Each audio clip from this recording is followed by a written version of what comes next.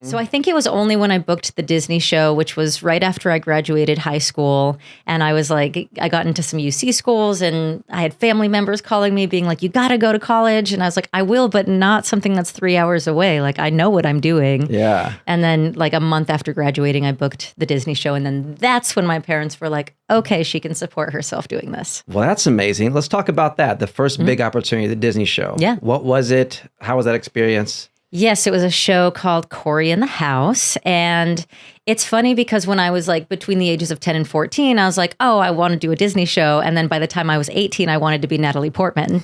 So it was kind of bittersweet when I booked it because I was like, oh, my life is about to change. And this is not necessarily like the route that I had envisioned for me. Oh, so you wanted more like serious roles. Oh, yeah. I liked like dark, difficult roles. And this was just like super over the top. And I think it took me at least half a season to like really kind of settle into it. Yeah. And then by the second season, I was having a blast. And then the show ended and I was like, oh, that's a good lesson in appreciating what you have while you have it. So when you were doing the show, you're booked, you just graduated high school. Yeah. You're on a Disney show. Yes. How much does your life actually change? I would say... Do Disney show kids get paid a ton? I heard they kind of got screwed a lot. They don't get paid a ton, no, but it was more, I mean, I had just gotten out of high school, so it was more than I had made. You know, I think my first job was, I had two first jobs actually. One was at Denny's. Hey. And then the other one was at a video store. So yeah, I mean, it was more money than anybody's doing at that age. Yeah, exactly, for sure. exactly. For sure. So, and also, you know, I was working 5 days a week, so that was a new thing as well. And then just, you know, getting recognized by lots of kids everywhere I went. That was also just a change. It was just different. And you also got that gig after you were 18, so your parents didn't have to hold on to the money. Exactly. Okay. And I didn't have to go to school on set. So I was the only one who was like out of the younger kids, I was the only one who didn't have to go to school on set. So that was kind of That worked out. Were you playing somebody younger? Yeah, I mean, I always looked like much younger than I am. So I think I was playing 14 at 18. Oh, that's great. Yeah. So, I mean, it wasn't great in high school when I, you know, was 16 looking like I was like 12, you know? Right. It works out somehow. Yeah. Okay, so you got that gig. You're in Disney for a couple years. It's life-changing money compared to the kids around you, but you're not like balling, right? No, definitely not. So, but you have the fame of being on Disney. How does that balance out? Like, did people expect you to be doing different things because you were on Disney? Actually, I think an interesting thing that happened is after Disney, it was like starting back at square one. Really? Like, it didn't matter that you'd been on a Disney show. Like, I was auditioning for things left and right. Thankfully, I was getting consistent work and I got to be on like The Vampire Diaries shortly after and then Desperate Housewives. So like it ended up working out, but it was not like, oh, since I did this Disney show, now opportunities are coming. And that's a great lesson for everybody, right? Because people that aren't in the game or that want to get in the game, they think if I just get that one gig, that one credit, then it's all solved. It's like, no. And I think that's a lifelong lesson, right? There's people who have been at the top of their careers, A-list actors who then fall off the face of the planet for 10, 12, 15 years and then make a comeback or don't. And I think that's, again, why it's so important to appreciate what you have while you have it. Absolutely. And sometimes it's not until we lose something that we really feel it. Yes. Yeah. Yes, indeed. Like even for like short amounts of time or big amounts, like even now with my dog, it's sometimes I'll do like shrooms and imagine him dying. And I'll be like, no. You're like, no. And then you come to and you're like, oh my God, you're here still. Right. Or like this past week, my car's been in the shop and I'm like, oh my God, all the things I would do. I'd be driving to Malibu it's right now, so even though I never drive with it. About it. Or when you're sick and you're like, I can't get out of bed. Like I was going to go parkour running today, but now I can't. I always imagine I'm going to do the most amazing things. Of course. And I just had the thing I'm going to like missing. skydive off of whatever, Kilimanjaro, and could have done that, but no, I'm sick in bed. Right? Like now I wish I had my car just to go to Ralph's. I just want to go on a car ride over there. Yeah. But okay, so when you left Disney, you got these gigs. So at this point, you're like a working actress. Yes. It worked out for you to be in the game, but did it feel like it? What do you mean to be in the game? Like you're a professional actress at this point. Yeah. Right? But did you feel successful? No, I did not, because I still wasn't doing the roles that I really wanted to do. I kept getting booked as like the rebellious teenage bitch or the villain. And, you know, I, again, was at that point appreciative of the work that I was getting. You do have a villain vibe about you. I could see that. Appreciate that. The villain's actually very fun to play, but not over and over and over again in just like different iterations. But I was so grateful because I started writing because I was booking all of these similar roles. And I was like, well, if no one's going to give me the role that I want, then I'm just going to write it. Yeah. So it's almost like necessity births that innovation. Yeah, in you, right? I think I always envisioned myself maybe writing one day. I never had envisioned myself directing at that point. But yeah, like forced me to get creative earlier than I would have. Do you like writing? I love writing. Would you have gotten into it had you not gotten... Not that early on, truly. I mean, I wrote my first script when I was 20, and I remember just sitting in my room alone for hours in my imagination. And I was like, wait, this can be a job? I can just daydream for hours on end. And when I was growing up as a kid too, like I would talk in voices to myself all the time. I have really crazy dreams every night. And in my dream, like if this was a dream, I could be you or me or both of us at the same time or watch everything from above. And yeah, that's very relatable. I'm like that really? too. Yes, I feel things from every perspective. Very few people who actually dream that way. Yes. More than just dreaming. I tend to see everything from both perspectives. Same. There was that Black Mirror episode. It bleeds over into life, yeah. Did you see the Black Mirror episode where the doctor had the thing in his brain where he could feel what his patients were feeling? No. So he could feel their pain, so he knows what cancer feels like. Yeah. They started wearing it during sex, and he could feel his girl's orgasm and his, and he would feel everything dually. Wow. Yeah. I mean, I feel like I have, the empath or whatever. Like, I do feel like I can be around people and like feel. Yes, soak up the energy. Yeah, yeah. Which makes us really sensitive too to bad energies. Yeah. 100%. That's why. So I'm an extroverted introvert. Like I love being around people, but then I have to be by myself. Yes, same. To like recharge. Otherwise, I get very overwhelmed. Same. I switch between those two. Yeah. Yeah. They're like temporary states, not permanent identities. 100%. Yeah. Which makes sense because we both do so many things, and you kind of do have to like jump into different modes. Yeah. Because people are like, are you introvert or extrovert? I'm like, depends on the day. Yeah. If I got to do spreadsheets, I'm very introverted. You have to be like fucking. You know what I mean? Yeah. Exactly. Yeah, it's a response to what I need to do. Yes. Yeah. Okay, so where were we before that? That was a really fun tangent. Oh, yeah. I love a good tangent. You were doing different things. You were acting. Oh, yeah, I started writing because... Oh, yes. writing. Okay. Yeah. Okay, I think this is a beautiful thing to touch on. Yes. So you weren't getting casted for roles that you wanted. Yes. You were getting just like typecasted or whatever, and you were like, I guess I have to write my own characters. And now you fell in love with writing. Yes. So in hindsight, was that a gift? It was a gift. It was such a gift. I feel like nothing about my path was easy. Like nothing, I never felt lucky. I felt like it was one roadblock after roadblock after roadblock, and it was never easy. Right. But I was just very persistent and determined and tenacious, and I was just like, there is nothing else that I will be doing but storytelling because this is what I love. Yes. But it was challenging as shit. Oh my God, there were so many moments where I was like, why the fuck am I doing this? Like nothing's happening. Another battle, God, why? Yeah, I'm like, I just got over this hurdle and now 10 more just showed up. Cool. And you keep saying, hey, next week when it's all less crazy, then it'll be fine. No such thing. Now I've just gotten used to the craziness. Yeah, exactly. That mythical like next week where all the invoices are paid and it's not so crazy. Yeah. When we're over this hump in post. Yeah. Doesn't exist. It's all hubs. Yeah, exactly. But you start enjoying them. Or at least I started like there's something creative about problem solving. Yes. And also just trusting that things will work out. Like I feel like getting older, I think back then everything was so life and death and so intense.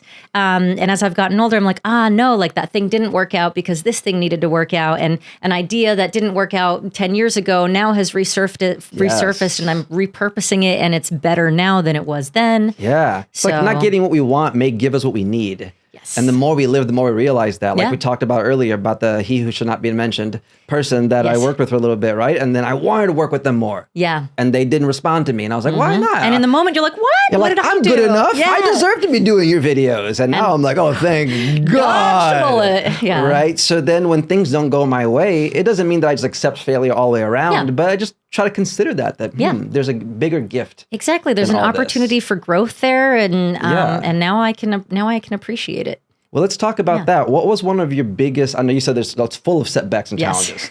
Let's talk about some of the memorable setbacks. Oh, man.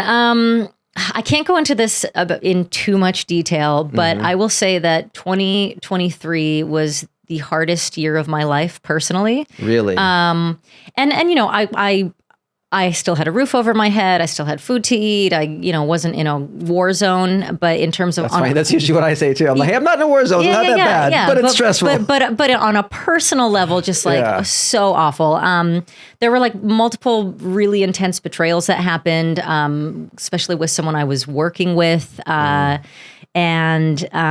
it really eroded my faith in humanity. I tend to be a generally optimistic person. I like to see the best in people. But it really brought me into the deepest depression of my life, where I was just like... The betrayal. Yeah, because it hit on so many levels. It was someone I'd known for a really long time and like trusted. A business thing. And I also, maybe it's because I'm nice. I don't know. I've been taken advantage of so much over my life. And I finally thought that I had like broken through that pattern, and then it hit me worse than it's ever hit me in life. And I was just like, oh my God. And I was like, all right, I guess just people are shitty everywhere. And like, what is the point? What is the point? Because you can work your ass off and do a good job and have a good work ethic and then still get screwed over in like a major way.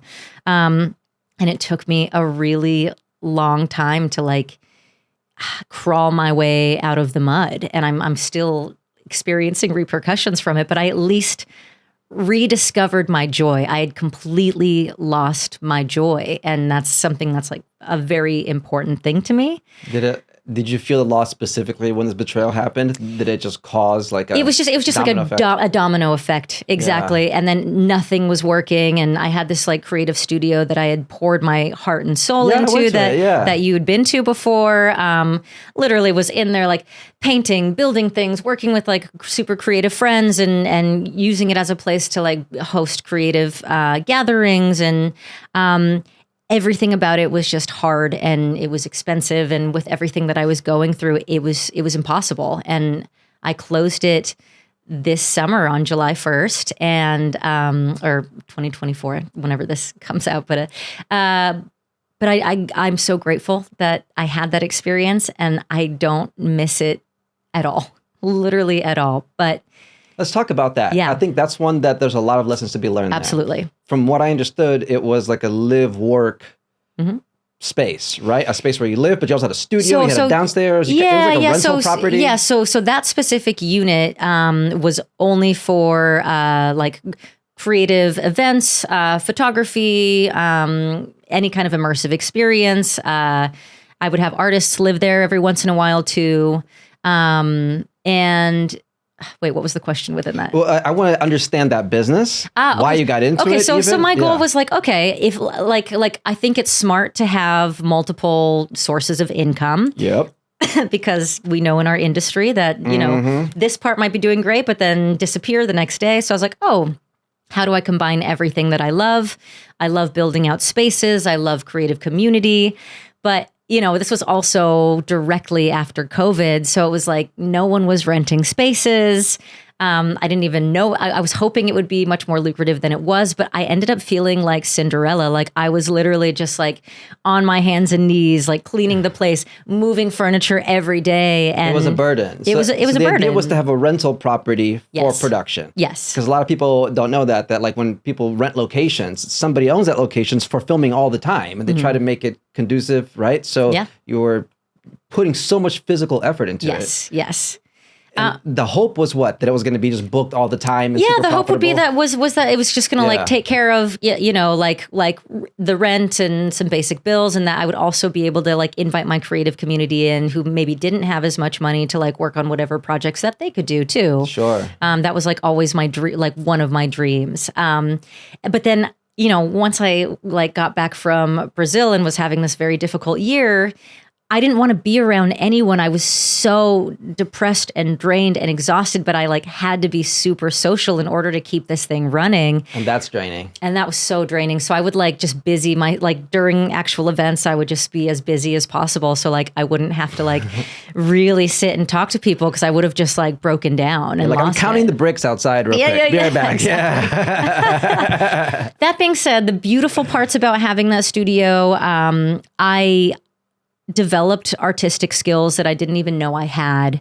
I expanded further than I thought possible, and had so many like beautiful memories with really creative people. Like we would have directors come in and do speak. We would have AI sessions. We would just have like these beautiful banquet dinners. So it was really a special place that I think people will remember fondly, myself included. But like, I'm so happy that I don't have that.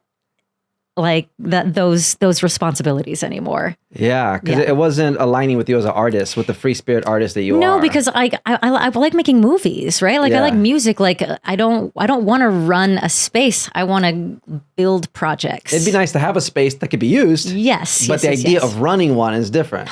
Way too much. It's like the difference between riding a boat and owning a boat. If you own the boat, you got to fix the boat. And it's like, who wants to fix a boat? I just want to be on it. Yeah. Just rent the boat. Yeah, exactly. Yeah, I think that's also a good story too, because in our industry, we're not only freelancers, but we have different streams of income. So there's phases and stages. And people think, oh, you're an actor, so now you're just an actor for life, or you're a director for life. It's like, no, sometimes you act, sometimes you write, sometimes you direct, sometimes you have a rental location. Sometimes you don't, right? Yeah. And I think each of these phases are meant to teach us something. Yes. You're not meant to be a studio owner for life. You did it for a season. 100%. And now it gives you perspective. And I bet that probably even gave you some useful angst. It did. I mean, I've had enough useful angst for a lifetime. Like I've got enough storage of that. Yeah. I feel like my bank is full of, but like I got a lot of angst. So I'm trying to like get rid of some of that angst. Yeah. What do you need more of now? Oh gosh. Emotionally speaking. Yeah. No. Emotionally speaking, I think just I brought up like rediscovering joy. I feel like I'm not fully back at that pure joy level that I have had in my life. Now it's like but it's like a wiser joy now.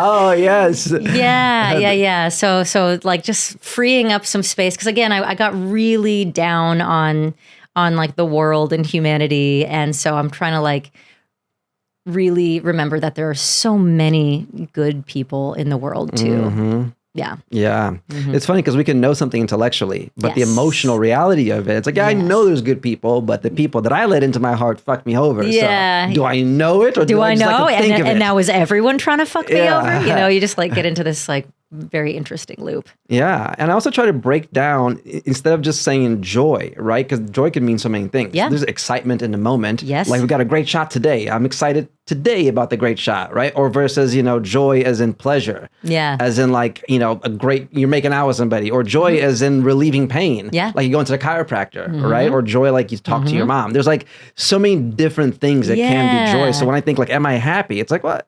Depends on what I'm focused on. 100%. Happy about my dog, unhappy about my car, happy about my mom, unhappy about my biological father. It's like, Exactly. I think joy for me is dependent on like what it is, but always finding gratitude throughout my day. Like it is a gift to be alive. It's a gift to be able to do what we love. Like there's so many positive things. So really being able to refocus on the good things in life and like from tiny little moments to like epic wins. And it's a practice, right? Yeah. I can't just say I'm grateful. I have to do gratitude. Yes. Right? Because in my mind, I theoretically know I should be grateful. Yeah. But when I'm having, a stressful day, I'm just so, it's like I want to create, but I can't because the hard drive is broke, and then the thing, and then the thing, and then the thing. It's like, I just want to fucking create, So then it's like, I know I should be grateful. Yeah. But I'm frustrated about I think there's also, but that's also okay because that's part of it, right? I think there's also something to be said about being overly positive all the time and just putting a smile on everything. And I don't necessarily think that's healthy. I think, when shitty things happen to us, it's important to acknowledge those feelings and mourn them.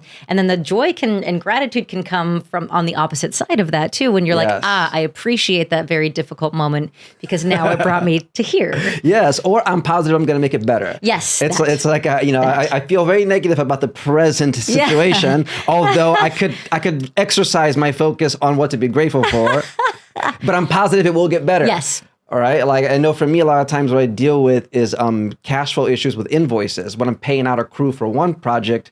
But then if the edit takes 2 weeks longer, then the client is late paying me, then I'm late paying the crew, but I have to have a deposit for the next project. For sure. Big swings in funding, right? So it's like, I'm optimistic that like in 2 weeks, we're going to get so much money coming in. But right now, I got to pay out this crew from this. So it's like it's managing multiple emotions at once. And then people ask you, how are you feeling? It's like, I'm great. I'm awful. I'm stressed. I'm excited. I'm this, I'm that. It's like everything. Yeah. What's frustrating you the most right now, nowadays? Something that you're just like, that you would scream about recently? Oh, I would say like so many people in the industry are really scared right now. A lot of people are losing their jobs. So there's a lot of tension and a lot of fear, and I'm seeing it come out in kind of like negative ways. And I'm someone who, even if something is challenging, I want to find where is the opportunity to find something. Preach.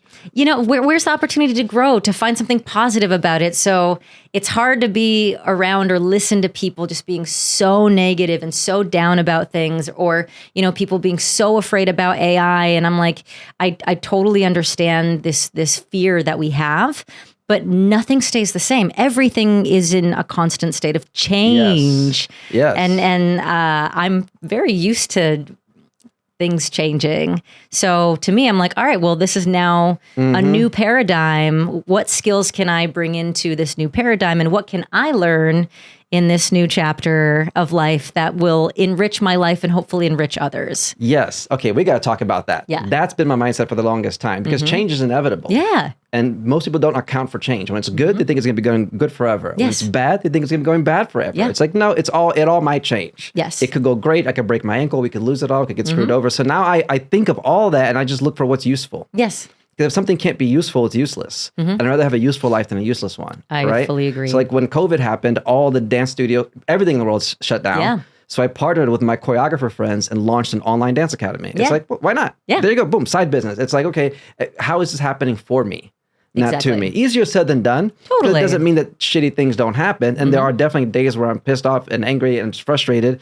But I try to express it quickly. Yes. If I got a lot of yell, then I'm gonna just let it out real quick. Well, I think it's like kids really get it. You know what I mean? They like fall over, they scream Bloody Mary or is it Bloody Mary? Yeah, they scream Bloody Mary for 30 seconds, a minute, and then they're happy as a clam. Yes. They versus like holding on to it, letting it fester for 10 years, using it as the reason you can't move forward in life, you know? Yeah, that's not useful. No. Exactly. Yeah, let it out. Feel it. Don't pretend you're not angry. Exactly. Because then you're repressed and depressed. Yep.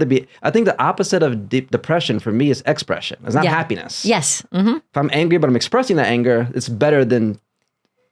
almost better than pretending to be happy. Yeah. And pretending not to be angry. Yeah, you got to let it out. Like all of that gets stored in your body and will come out in really weird and often devastating ways if you don't deal with it. Yeah. And I think people are so afraid to really look in the mirror and face these like shadow side. Like it's scary. It can be scary to like face these shadow sides of ourselves. Yes. And we got to find that balance, right? Because you said it's not about not expressing the pain, but in the industry, it seems like people are wallowing in it. Yes. They are emphasizing the problem. And almost identifying with the defeated character. Yeah. Yeah, exactly. It's like a subtle arc I see in a lot of people, as in, I identify with the defeated character. And I think for me, I start with the presumption that it could all go wrong. So I identify with the character of possibilities. It's like, well, what if we just find a silver lining? Even if an asteroid was going to hit the Earth, I'm like, it's probably going to miss us. You know what I mean? Like there's find a way. There's otherwise, what's the point? Exactly. We're going to die anyway. Even if it all goes great, and you're Kobe Bryant, you can still go into a mountain. Even if you're Steve Jobs, you still get best case scenario, you're still going to die. Yeah, it's so true. Right? If I win all the Oscars, you're still going to go. So you can't bring anything with you either. Might as well make the most of it. Right? And it's I feel like that's like a nationwide thing right now, a divide between because there's people that pretend there's no problems. There's a people that pretend that it's all problems. right? It's like, it's somewhere in the middle. I'm like, there's issues everywhere. Yeah. There's potential for failure at every point. Even if I make millions of dollars, I could lose it in taxes. Yeah. There's, you know what I mean? Or in just not filing things, or a manager, Dan Cook, his brother stole all his money. You know what I mean? You just think of all these stories of people that you're like, okay, even if you make the millions, you might lose it. I've had friends that have lost millions. I've friends that have made millions. And you're just like, oh shit, it's not guaranteed at all. Nothing is guaranteed. I remember a couple years ago, I went over to my buddy's house and his roommate was shredded. I mean, this guy had the body of like a Greek god. I was like, oh, that's goals. A week later, he got paralyzed for life. Hiking Runyon Canyon. And I'm just like, oh, shit. So even when you get the whole thing, that ain't guaranteed. So then what's the point of it all? Right? I'm trying to be in this beautiful flow state as often as possible.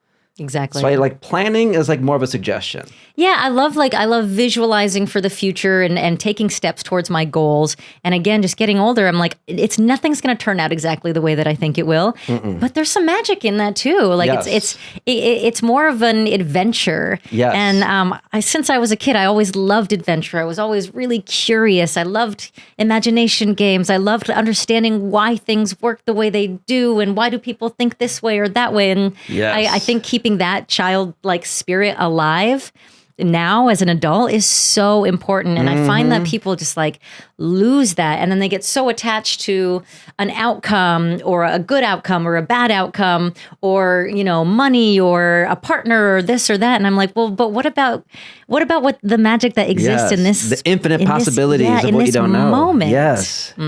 Absolutely. Yeah. There's this guy, Sadhguru, he said, instead of saying, I hope all your dreams come true, he says, I hope none of them come true and you get something even better that you didn't even know to wish for. I love that. Right? That's great. Also, I hope all of my dreams don't come true because, whoa, my dream world is way too crazy for that. Yeah. Same. Yeah. I think there's a gift to have an imagination for something. Yeah. And it's also the seed of the fuel to achieve it. Right? Like if I have the desire for something, I pretty much believe I can do it. Yeah.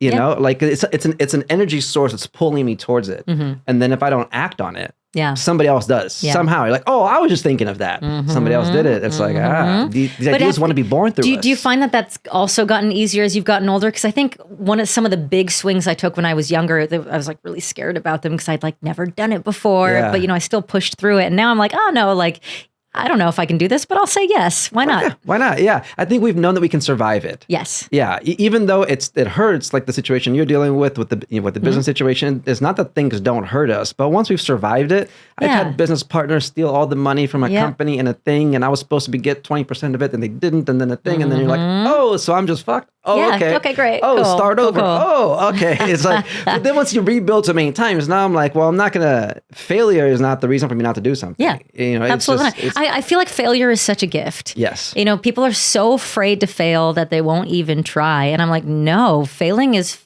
fucking awesome. Yes. You have to account for failure in your adventure plan. Yeah. Like I got into snowboarding last year, right? Love it. 80 days in, like. Yeah. Getting to expert level, right? And I've calculated in my mind, it's worth me getting injured. Yeah. I was like, what if I broke my ankle and was out for like 9 months, I couldn't film? Would I still want to, I was like, yeah, I would still snowboard. Like I've taken all that into account and I'm like, okay. Yeah. And same thing with creating videos or a company. What if I lose it all? All right, then start a new one. Yeah. What if this country goes to war and I have to move somewhere else? Then I'll start a food stand in some other country. I don't know. There's shit to do. There's shit to do everywhere. There's adventure to be had. I couldn't agree more. I mean, it's like speaking to a mirror. Yes.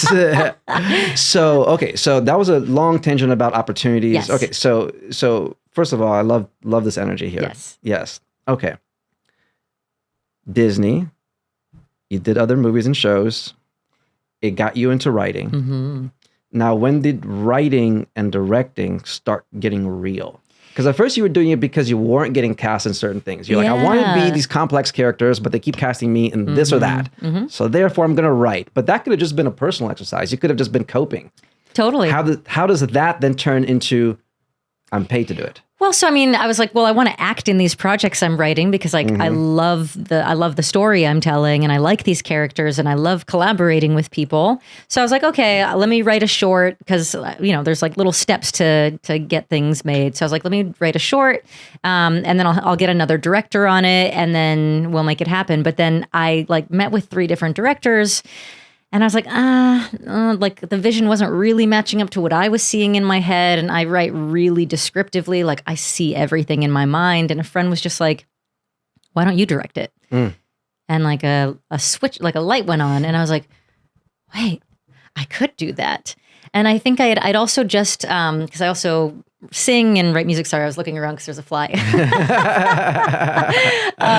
I sing and make music too. So I had just done like a 30-person immersive black box theater show. Nice. Of course, it was like my first show. I don't know how to do anything half-assed. I had to make it as difficult as humanly possible. I think I put a lot of these challenges on myself. So I kind of I gotta really recognize that, a little bit of a masochist.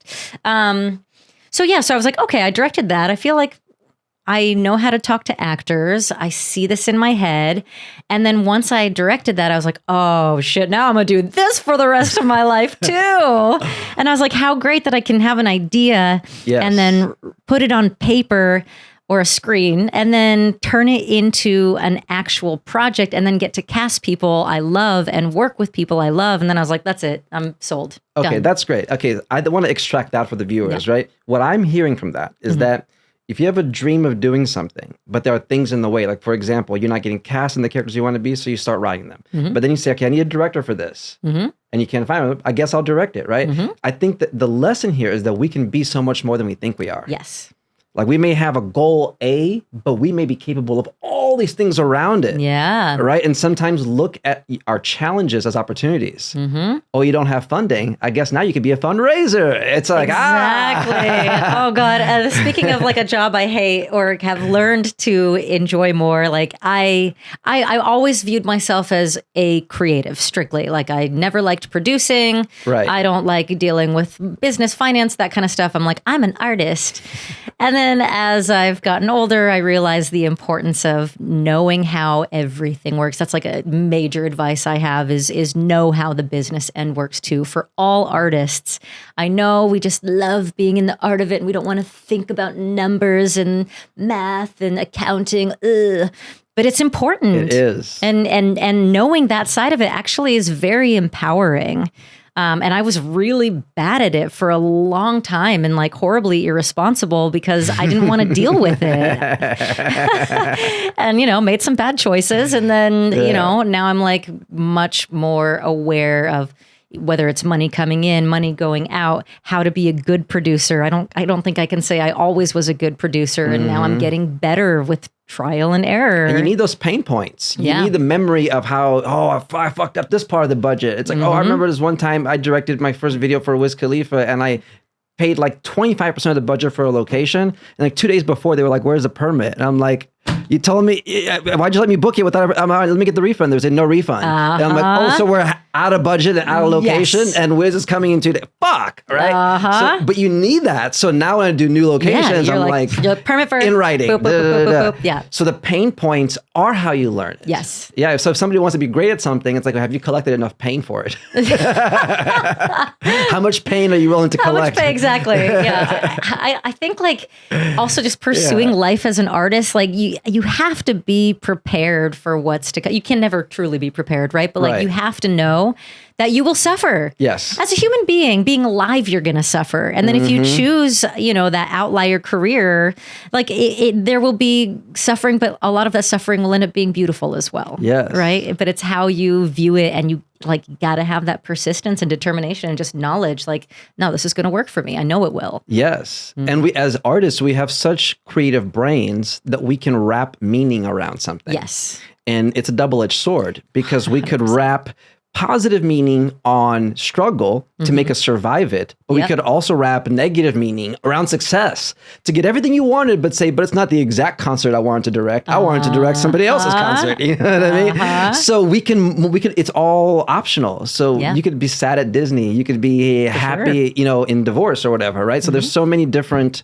ways to create meaning around what's happening that I think that's a master skill. Yes. Even when you're selling a project to somebody, you have to to influence them to believe that the meaning is that you will profit by investing in me. Yes. Right? Yes. And then you have to create the meaning for yourself. And that I'm not a be, failure if I don't get this meaning. Exactly. That has to be foolproof within you too. And you have to like know that 100 doors might close, but then, 5 might open, and those could change. Those 5 doors opening can change your life. Yes. What's like a belief that you used to feel really strongly about that you don't have anymore? That I had to be at a certain point in my career by a certain age or a certain time. I think I thought by the time I was 30, my career was going to be much different. But now I'm so much more relaxed and patient about things because I know how much time goes into everything. Yeah. And I know that if you're going to be making a movie, the minimum amount of time you're going to spend on it is 2 years. And it's probably going to be more like 5 by the time it's done. And some take like 7 to 15 years, you know? So like I've just understood the value of the long game. And that if I had gotten to where I had wanted to get at 30 years old, I would not be a filmmaker. I wouldn't be building worlds. And like, this is my favorite thing. Like, I love all sides of it and I get to do all of it. And I've now been doing it for like the filmmaking part of it for 10 years, writing for 15 or 16 years. That's amazing. So it's like, I have real time under my belt, real experience under my belt, which, if I had like wanted to direct something and had never done it before, but was at like the height of my acting career, like it would just be a little harder. I'd be a little more scared to do it. Now I'm like, I fucking got this. Yeah. There's this pressure when we're younger to be like the youngest one to do it. Because you see other people doing it. Oh, they're 20 and they're doing it, right? And I was like, I got to be the youngest entrepreneur that's killing it. Yes, totally. And now I have friends that are like in their 50s and 60s and we talk about the long game. And I'm like, oh, okay. Yeah. Got it. You know what I mean? And I also love getting older. This is something that not everybody agrees with, but I love it. You can't pay me to go back to my early 20s or high school or whatever. Like, I think life grows even more meaningful with every year that goes by. Yes. I'm smarter. I'm wiser. I take care of myself better as the years go by. You know what you want more. You do less of what you don't like. Yeah. I'm like very specific and intentional about like what experiences I have and what I don't have. And I love it. And I wish people would be more open to being excited about getting older, because we glorify youth so much. Yes. And then it's like, well, then what is it, all downhill after fucking 25? Like, no. And also back in the day, older people used to look horrible and treat themselves really bad physically and emotionally and psychologically. So I think when we were kids, our version of 40, 50-year-olds looked dead, you know? But my parents are both ballet dancers, so they're like still super in shape. And I'm like, I'll be 40 in like 3 years. And I'm like, oh, I'm almost 40. I feel super young. I'm still snowboarding. I'm like, exactly. Okay. It's nothing, like I have friends that I relate to that are like 60 and I'm like, oh, cool. Yeah. I'm like, this is going to be great. Yeah. I like look forward to my 80s. I think 80s are going to be fucking awesome. Do you want to go to outer space? Yeah. I mean, yes, I would love to. Safe and all that? Yeah, I would love to. Would you explore it? Absolutely. Me would too. you? Of course you would. Yes. I also want to go deep, deep, deep into the sea. So you want to meet the aliens in one of the little like bubbles with the little claw things. I heard that's where the aliens are. Yes, I heard that as well. They're down. Yeah, not up. We've been looking the wrong direction the whole time. That's the biggest psyop of all, is that they're up there. Yo, that'd be a funny video of like us looking up and then an alien in the ocean looking at us. Yeah. And look down, stupid. Yeah, you should make it. That's good. That's funny. I just pictured you. I saw your brain just picturing the entire thing and how it would go. Yeah. That's pretty great, actually. Yeah. I like that visual. All right. So what's current and what's next? Yes. So I am currently working on an action comedy called FML that I wrote and I'm directing. It's 9 episodes. I've already shot 3 of them. And that's one of those things where I like really got to like choose who I wanted to work with. And one of my best friends is Jennifer Stone, and she is such a badass. And I haven't seen her play like a badass role yet. So I got to like write one for her with all these cool stunts.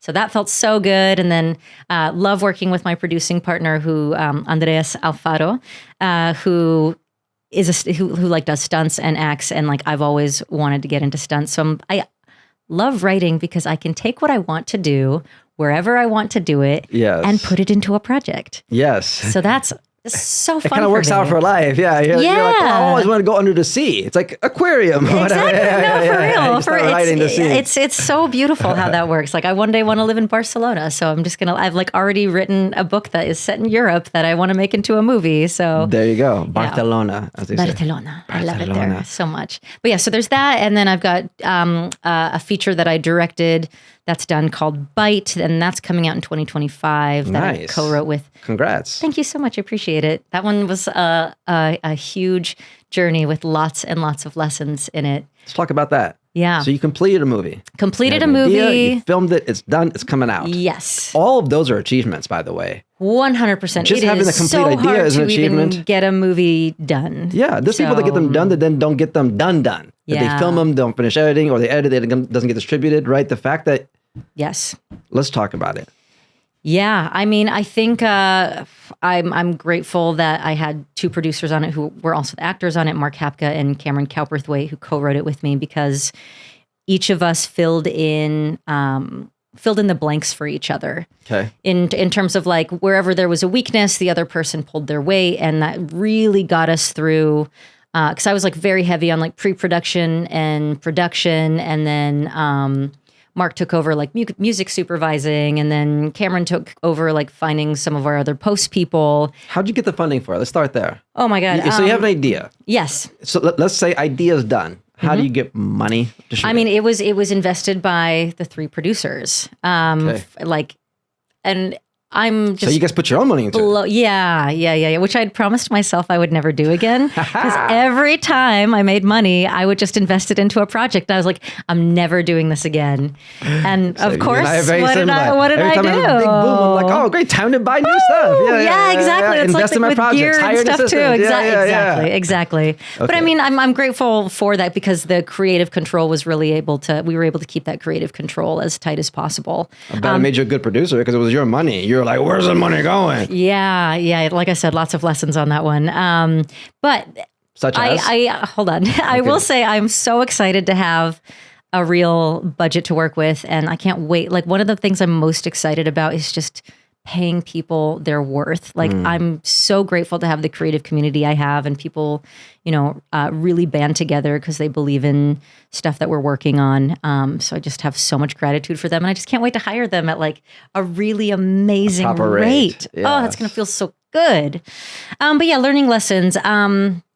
Like I said, in terms of like business and finances and like stuff that's contractual, like all that stuff just made my head want to explode. So I would like either put things off, or there was just like some jumbles and confusions that happened because, I was focusing on the creative and not on the more like logistical or administrative aspect. And it's not that we can't do them, but they're two different mindsets. Spreadsheet, this, that. That's a different vibe. Exactly. Even than like, what color does this scene represent for the emotion? It's I'm like, I'll paint these walls all day and talk with my actors and work with the DP and blah, blah, blah. But then I look at a spreadsheet and I'm just like, oh God. But I've actually learned to love a spreadsheet. Me too. I never thought I would say that.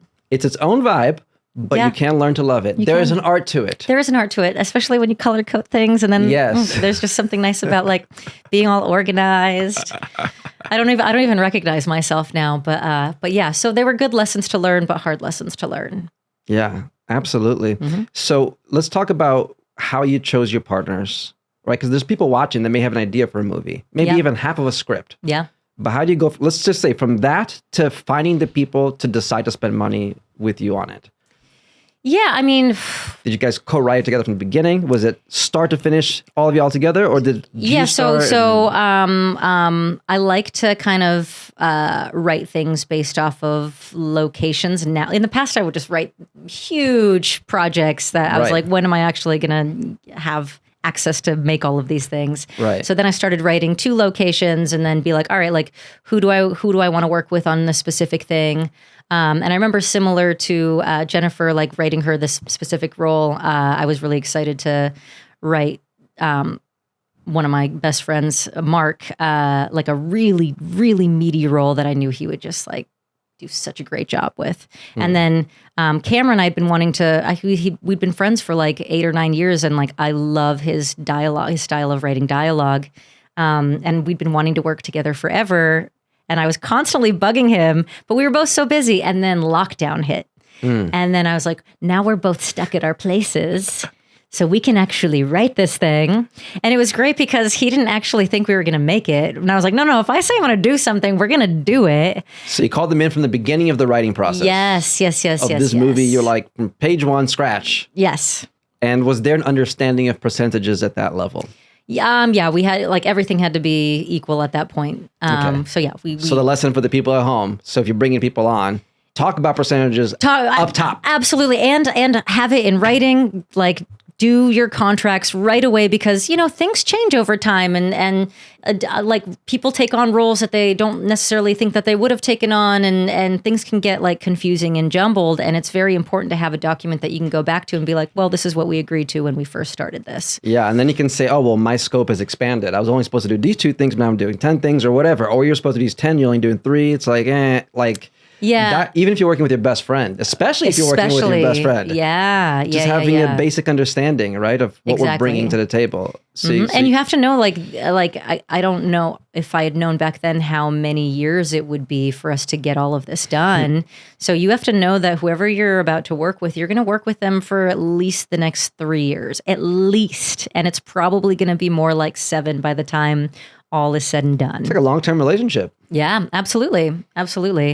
And oh my goodness, will you learn a lot in the process about yourself, about others, about just like what it takes to even sell a project. Like I've just learned more in these past like 3 years than I think I've learned in my entire career.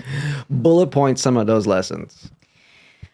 They could be one sentencer. Yeah, no. I'm thinking. Let me see how I can make this concise. Just because you've finished a movie doesn't mean that selling it is going to be a piece of cake. A lot of times you still have to find a sales agent. And even when you find a sales agent, it can still take some time.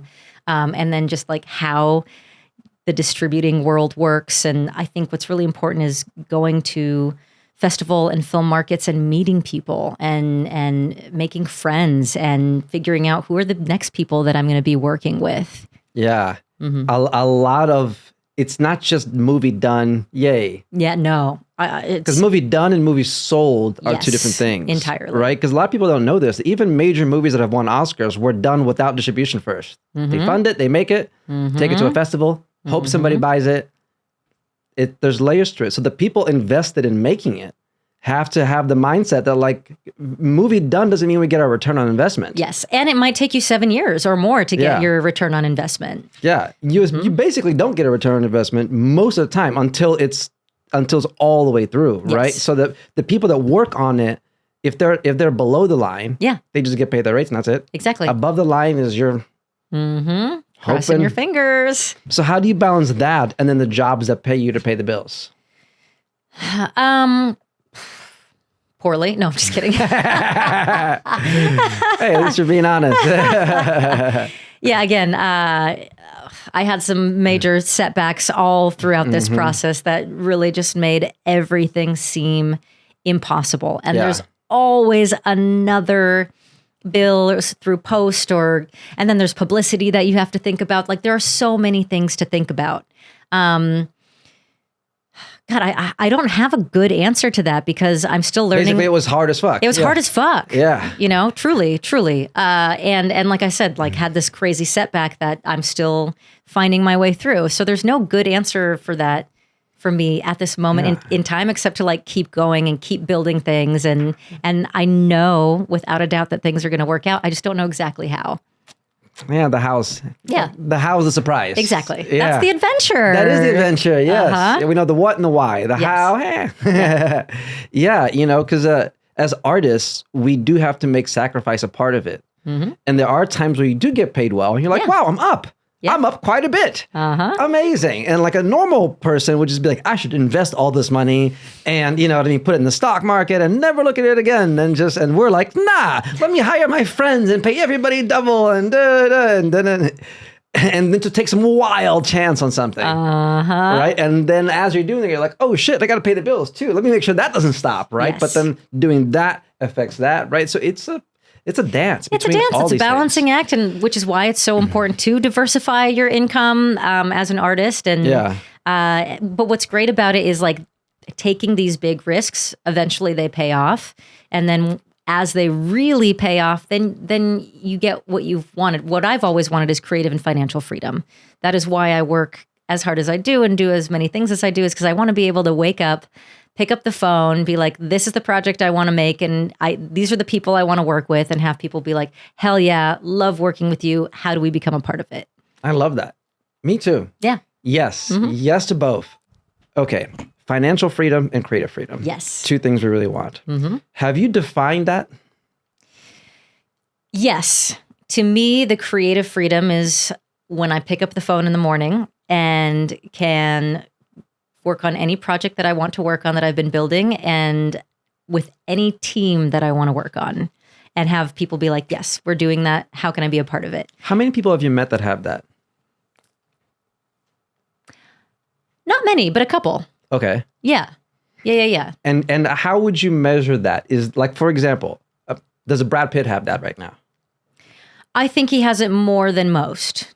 Okay. So it's the idea of being able to work with who you want to and have that things that inspire you manifest with as least resistance as possible. Yes. I mean, obviously there's still going to be setbacks and challenges. Things are still going to, you'll still have to figure out scheduling, where's the funding coming from, blah, blah, blah. But you have a team of people around you to help you make it happen. And what do you think is missing on that right now? Like if you could like gather all these things that then put you in a position for creative freedom, how would we measure that? Okay, so we're missing these 3 things, these 4 things.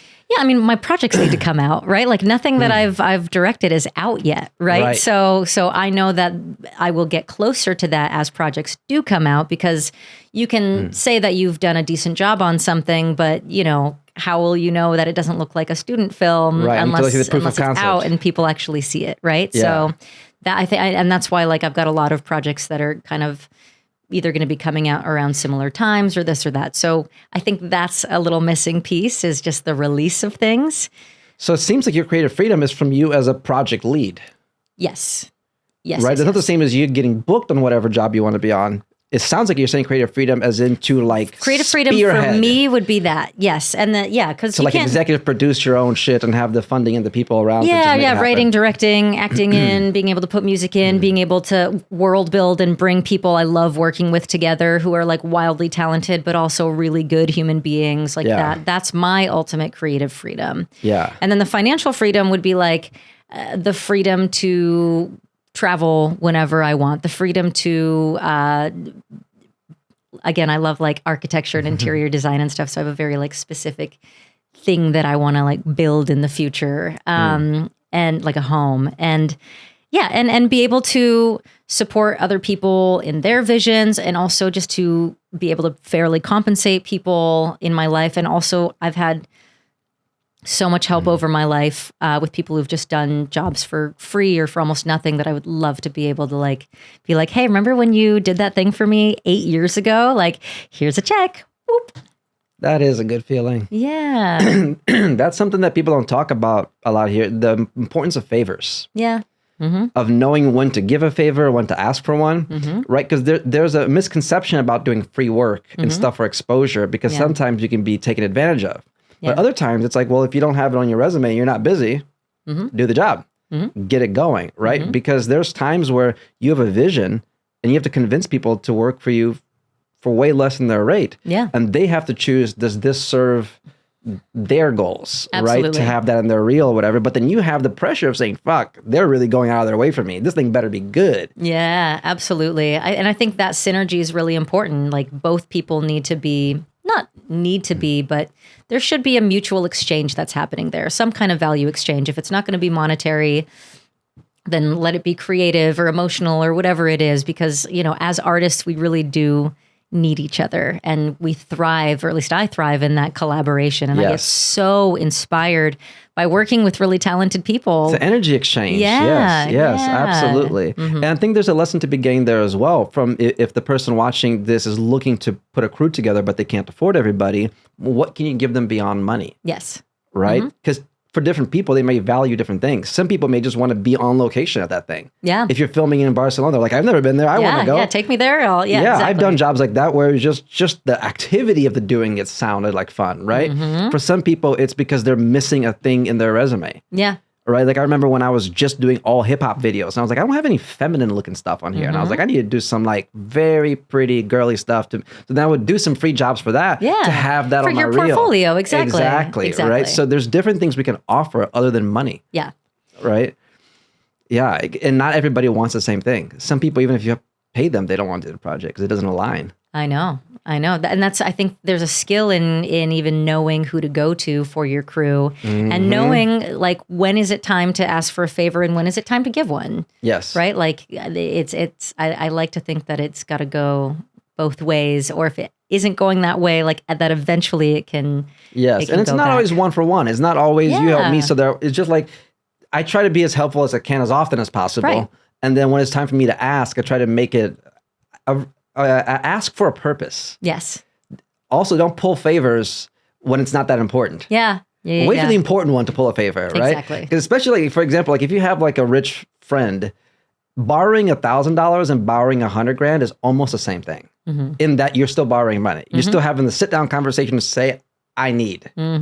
So if you're going to pull that card, pull it for the 100. Don't pull it for the 1. Do it for the feature, not for the like 1 minute video. Right? Because there's joy in giving. And I think a lot of times if somebody is struggling with receiving, a good reframe that I use is, because I'm a great receiver in many ways, I like to give you the gift of giving to me. Nice. See, that's good. I need to incorporate more of that because I'm usually the giver and I need to learn to be a better Yes. Well, give receiver. Them the gift of giving to you. That's great. Yes. Okay. Because you're giving them the feeling. It's true. And I know I enjoy when I'm in the process of giving. So it's like, why give them that enjoyment back to you?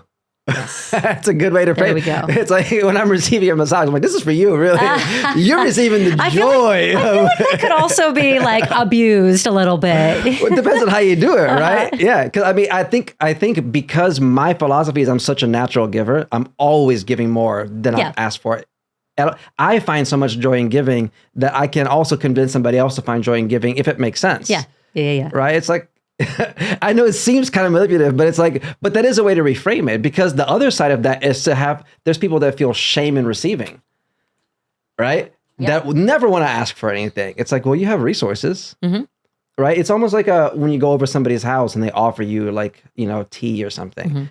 Even if you're not thirsty, sometimes just saying saying yes, exactly. Letting them feel like they're being hospitable. 100%. It's not coming in and saying, I'm going to let you give me everything in your fridge. No, of course. I think that's one thing I've learned as well is I used to just be like, no, I can do everything on my own. Like, oh, I'm low maintenance. Like, I'll do it all myself. And then I was like, no, sometimes I do want help. And sometimes it's nice to have that additional support and to just be like, yes, just to say even that simple word, yes. Yeah. When I go home to visit my mom, she likes to help me out with stuff that I clearly don't need, but it's nice. You know what I mean? Yeah. She likes to like fold my socks and do different things. And I'm just like, oh, Mom, thank you so much. She's like, no, I'll fold them for you. I'm like, okay, okay. You want to fold the socks? You fold the socks. Because she's like, it makes me so happy to fold your socks and know that you're home. And I'm like, see, my mom used to give me. You, Mom. My mom used to give me socks for Christmas for like 20 years in a row. And finally, last year, I had to be like, Mom, I love that you give me socks. It's just I have 2 sock drawers that are exploding, and I cannot take in any more socks. Tell her to send them to me. I can't get enough socks. How is there always one missing from every pair? Why isn't it ever both pairs missing? It's the little sock gremlin. That's a documentary somebody's got to do. Just hidden cameras on exactly. Socks. They just come in, they're like, There's one time, I was thinking about air tagging them. There's one time I bought air tags and I lost the air tags before I could tag anything. Perfect. That's great. And then I just gave up on that idea. I was like, all right, well, there's that. I accepted defeat in that scenario in my life. I got to apply my own philosophy to myself. Okay, wow, we've covered a lot already. Let's talk about people that have contributed to you, because that was in my notes of things. Yes. Because this is one of the messages and values that I want to, give to people, because I think as we should be aware that people do take advantage of us, and they're all over, in many different ways. I don't want that to make us so cynical that we forget to still give, not to be a martyr, but also not to be so cynical that's like, I'm not giving to anybody. Fuck everybody. But it's like, well, that's not useful either. Right? So let's talk about it from your perspective of when people gave to you. You don't have to say their name if you don't want to, but just situations where to you it was very meaningful, even if it wasn't for them, even if it was something simple. What are some kinds of help that you felt very like, fuck, thank God this person did this for me? Yeah, I feel very fortunate, I think, throughout my life of having people really step in when I felt like all of the walls were caving in. In what way? Well, I would say, I know I keep going back to this one specific year, but it was just like the most recent thing. I definitely had friends who were really checking in on me, who would just show up in ways that I wouldn't ask them to. I'm someone who, if I'm going through shit, like I just disappear. And you just won't hear from me. I'm the same way. That's funny. We're so alike. Good. Yeah. But they would be like, almost like busting down my door metaphorically to make sure like I was okay and like making me come to certain things. And I had this really, I like have a pen pal relationship with this older woman friend in my life who I met maybe like 10 or 15 years ago. And we'll just like pen pal letters to each other. And I hadn't talked to her in a long time. And she, I told her, I didn't tell her what was going on, but I just told her I was having a little bit of a tough time. And she like wrote me this beautiful letter and like sent me $100. And I was just like, and it was a moment where it was just like, oh my God, like, am I going to afford groceries this week? Like it was a really intense moment. And it just made me cry of just like, wow. And it's not like she's someone who has so much, but even whatever little she does have, she's just like, I want you to know I'm like here for you. So like little moments like that are so special. And I think even just like my family and my parents, my sister, my family in Brazil, like I feel so close to and grateful for. Yeah, it sounds like there's a humanity in there. Yeah. When people care for your suffering, when they don't have to and you're not asking them to, that is very valuable, right? Maybe the lesson extract here for people would be to check in on people. Yeah. Even if it's somebody they only work with a couple times, just scroll through your phone, make a list of 10 people, send them a text. How you doing? You okay? 100%. You alive? And I love writing a card and sending it out because like nobody gets physical mail anymore. Yes. So there's something really sweet about that. Or even just a voice memo. I'll do that now too, where I'll just be like driving in my car and I'll be like, you popped into my mind and I just want to let you know I'm so grateful for you for X, Y, and Z. And people are usually pretty touched because even though you're thinking about that person, they don't know that you're thinking about them. Yeah. So it's a nice little reminder. Those things go a long way. A lot of times we think we have to do these grand gestures to be helpful, but it's sometimes just holding space, checking in on somebody, seeing how they're doing. Yeah. No, that really is beautiful. What about on the opposite side where you've given to somebody else and you felt the joy of giving in a good way? So this also happened recently as well, where I made a decision. I was like, I'm not going to let this one person determine how I feel about people. So I thought about everyone I'd known for a really long time, and I kind of like created this experience of gratitude where I invited people to like come to something, and I created this whole like immersive experience around it. And I had little cards set out for everyone on this little banquet table, and like champagne and like little stories with each little cocktail for the night, and really was able to just express my gratitude in like a physical way to people. So, and I think again, we so often are not shown gratitude for those simple things that we do on a daily basis and how much they mean. Yeah. And I think too, even just something as simple as working with my nieces. Like, I love my nieces. They're so fun. And like every time we hang out now, they want to like do a video together. So even though it like takes so much time and so much energy, like even just sitting with them, creating something together, watching their joy and excitement around it, and then being able to show them what we created together is really special. There is something nice about that. Making people feel appreciated. Yeah. What about for you? I think I've had many great mentors throughout my life. Yeah. People that took a chance on me. I moved around a lot my whole life. Went from Brazil to Cleveland to Kentucky to Chicago and many places in between. And just I've always had these random mentors. People that just popped in, older people that were just like, I believe in you. You're going to do great one day. And you know, everybody says like, all the haters told me I couldn't do it. Honestly, most people told me I could. I just somehow got around people that just gave me wisdom. I was like 13 years old, somehow stumbled upon the music video directors of the South Side of Chicago shooting gangster rap videos, and they were giving me psychology books. And they were like, you're smart, you can handle this. And I'm like learning like about the 48 laws of power and the art of war and the art of seduction and all these things and Rich Dad, Poor Dad. And I'm like a freshman in high school. Wow, I'm at like, 13. What? Yes. Wow. And I'm like, I should just drop out of school and start a business. And they were just giving me game. Wow. Every city I moved to somehow I That's just attract incredible. older, wiser people. Wow. See, that's one thing I missed is I don't feel like I ever had a mentor. I had super supportive people in my life, but never someone to bring me under their wing to like teach them to teach me about things. Yeah. You know, I think even when I was a kid hanging out with other kids, I would go over their house and talk to the parents. Yeah. I'd be like, how about that stock market, eh? And I feel like I always had an old soul, you know, I'm a young spirit, old soul. Yeah. However you feel about that. Yeah, I feel the same way. And I'm always self-taught. Yeah. You know, like I study all the time. So when I meet people that are smart, I just ask them questions. Yeah. And somehow they just like to give me answers. And I'm just Don't like, what you think about that this? Curiosity is so important? Yes. It's a superpower. Yeah. People are not curious enough at all. No. I'm like, how do you not want to know more about this like infinite universe? What? And I mean, I have friends that are bankers and friends that are gangsters and everything in between. You know what I mean? I have friends that have been in prison for 10 years and friends that like work with like RFK. And I have friends that like work on presidential campaigns. I have friends literally across the spectrum. Yes. And to me, I'm just a sponge. Yeah, same. I'm the kid just asking a million questions. And I'm just so grateful that they gave me a chance and they allow and that good knowledge came to me. My parents put me on to Tony Robbins when I was a teenager. Wow. And they used to have the tapes in Portuguese. Wow. And then I got them in English and I was just like, oh my God, this is like the cheat codes to life. You can reprogram yourself for success. And then I would go hang out with the other 14-year-olds and I'm like, guys, you can reprogram your mind. And then did you find that not everyone was as excited as you were? At all. I always felt like I was so excited about everything and people were kind of like, okay.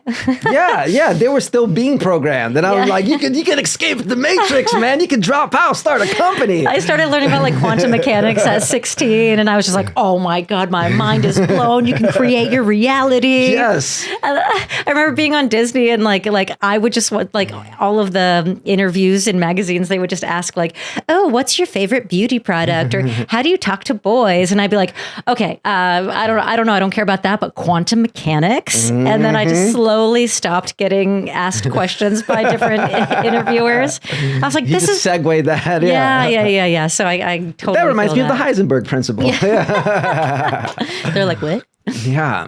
I'm really grateful for that. I'm grateful for the timeline that I'm in. Yeah. I think there's never been a better time to be alive. And I hit the sweet spot of knowing life. You know, I'm 36. So I remember life before social media.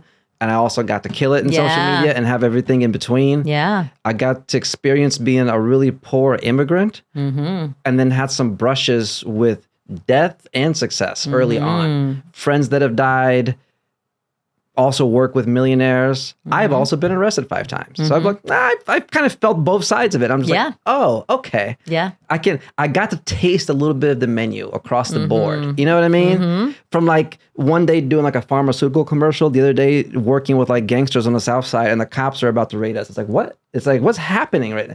And I'm like, okay, I'm grateful that all these experiences just showed me the possibilities of life. Absolutely. So I'm just I'm optimistically curious about everything. Yes. no matter what happens. Literally, even if a nuke was coming towards us, I'd be like, I wonder how I could survive. I always start thinking of a project, how to build a bunker. You know what I mean? It would be, I'd get artistic about my bunker. Like there's that beautiful flow of artistry I'm grateful for. My parents. Sure. You know, my mom, my biological father, and my stepdad were all classical ballet dancers. Wow. My stepdad escaped Cuba as a ballet dancer to move to Brazil, married my mom, then came to Chicago. Wow. So it's like I'm second generation follow your dreams. Did you ever do ballet yourself? Like a couple of years. Okay, cool. Like I have a solid foundation, but but I'm a skater. That's my thing, you know, grinding and doing all that. So but just the fact that my mom followed her dreams. She dropped out of high school at 14 on a one-way ticket to Europe to audition to be Romeo and Juliet. Whoa. And then got it. You know what I mean? And so it's like, you're from this like lineage of dream followers. Yeah. So when I was like, I want to leave high school, and they're like, okay, great. And I was like, oh. Wow, that's like definitely not everyone else's experience. You know, no financial help, but emotionally they were like, absolutely. That support means everything. Yes. Though. So now, I think it is that. So maybe I have like a biased look at the world, but I just see opportunities everywhere. Yeah. You know, that's why I'm like, oh, I think I can kind of have it all. Yeah. To some degree. For sure. And I'll make the most out of what I have. Yes. Yes. You know, like my mom followed all her dreams and had kids. Yeah. Like I grew up on stage. Yeah. So I'm like, oh, I'm not going to stop. When I have kids one day, I'm not going to stop snowboarding. It's like, kids, I guess we're going to the mountain with dad. It's like every kid has a challenge in life. My kid's challenge is going to be that their parents are creative and we move around a lot. Yay. That's your challenge in life, kiddo. Make the most of it. But you're going to have a whole lot of love and support. Exactly. Yeah. You know, so that's why I see the possibilities there. And I think times where I felt good to help others is, I like helping my friends' dreams come true. Yes. You know, I think almost every girlfriend I've dated or friend that I've had, I somehow, part of my mission is to help them be all they can be. Same here. Right? Just like to be a huge cheerleader and be like, yo, like I know your potential. You know your potential. How do we get you from point A to point B? Yes. I'm really good at seeing it with other people, too. Yes. You know? It's so much easier for other people. It's so, I'm like, I know what you got to do. Yeah, we can just see it. So that's happened where I've gone on like dates with girls and I'm just like, we should just be friends. I believe in you. It's like I'm not into you romantically, but I think you're going to be great. It's like, let me introduce you to somebody. And then it's like, you should meet my ex, actually. You two would go great together. It's like, I like that. To me that's exciting. So when you define your creative freedom, I'm the same way. Like I'm happy without money, but I want to make as many millions as possible to just fund my projects. Yes. It ain't for me. My chicken dinners won't get more expensive because expensive chicken is bad anyway. There's a price point for chicken that it gets shitty. Interesting. If you pay like $300 for a dinner, that's chicken. You're like, what are you doing? $20, $30 range is perfect. It doesn't matter if I have millions in my account. Yeah. That's not going to upgrade. I don't need the fancy chicken. I just want more money to shoot more things. Yes.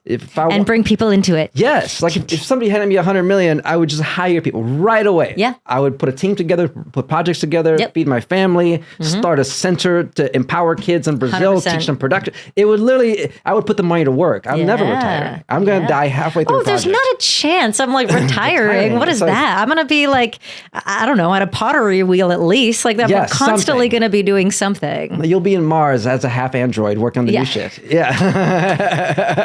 I also am not one of those people who wants to live forever though.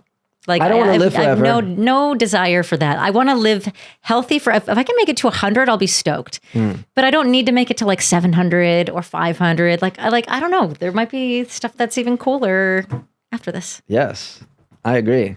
Maybe we'll go into other dimensions and see the other side. Have you seen the movie Everything Everywhere All at Once? That's one of my favorite movies. I love it so much. I love that so much because I like how they tap into versions of themselves in other dimensions. Yeah. And I think for people like you and I that are multi-interested in things, it feels like that. There's the business part of me, the impresario part of me, right? And then the super creative, fuck everything part of me, you know? And I like to tap into each of those. I felt the movie was very relatable as well. Some people were like, it was kind of confusing. I was like, I understood all. It made so much sense to me. Yeah. My buddy of mine did the lighting for that. He's a skater friend of mine. Oh, cool. And that was also a low budget project. And it was relatively small. I think the VFX team was like less than 10 people in that whole movie. They were just doing it like on After Effects. And they just they put did it a great together. job though. Yeah. And then like, that's what happens when you've got a crew of people who are just like, they're there for the vision and they're so inspired by it and they become like this beautiful team. And then something incredible can be made. I love from that feeling. It is. It's the best. It's worth it. Being on set is the best part of this whole thing. Yes. Pre-production's hard. Post-production's hard. On set is relatively... It's my favorite. Shoot days are easy because then the decisions are made. Now we're just executing. Yes, you know what I mean? Yes. Little problems here and there, but we can handle those, right? Yeah. But the feeling of we're all together. We all see the shot when everybody's watching playback. And they're like, oh. And they're just like, that was the shot. It's a wrap, right? When you're waiting to see that last playback to know, like, do we need one more for safety or not? Yeah. And it's the one and everybody knows it. Oh, it's such a good feeling. That's better than sex almost. No, actually, sex is pretty great too. But it's very close. It's orgasmically good to feel that vision.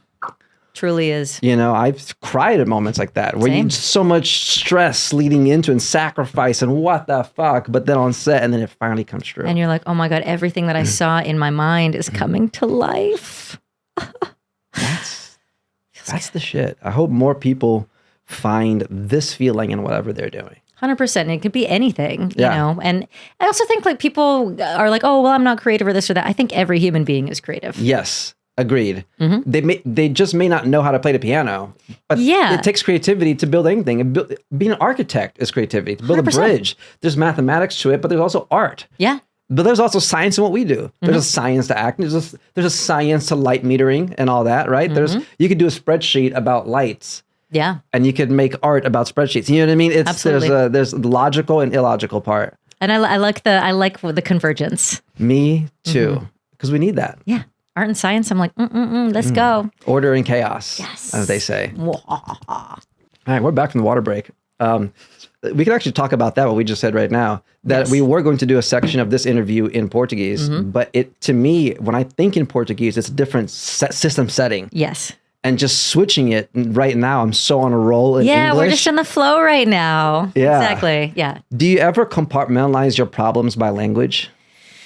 Give me an example. I've had times where I've been upset and had an argument with somebody in English, but then if I start thinking in Portuguese, the feelings it was an English argument. Yeah. I can then talk Portuguese to myself or with my family and feel better, or vice versa. If I have a Portuguese argument with somebody, that then if I just switch to English, it's kind of stays in that maybe that's just NLP. That's fascinating. Like, they have that form of psychology called neuro-linguistic programming, right? And you attach words to feelings and meanings and anchor them. Yeah, I find, especially if I'm traveling back and forth a lot, like I'll start speaking in an accent sometimes that I didn't even know I had, or like words just don't come out correctly, or I can only think of the word in Portuguese. Right.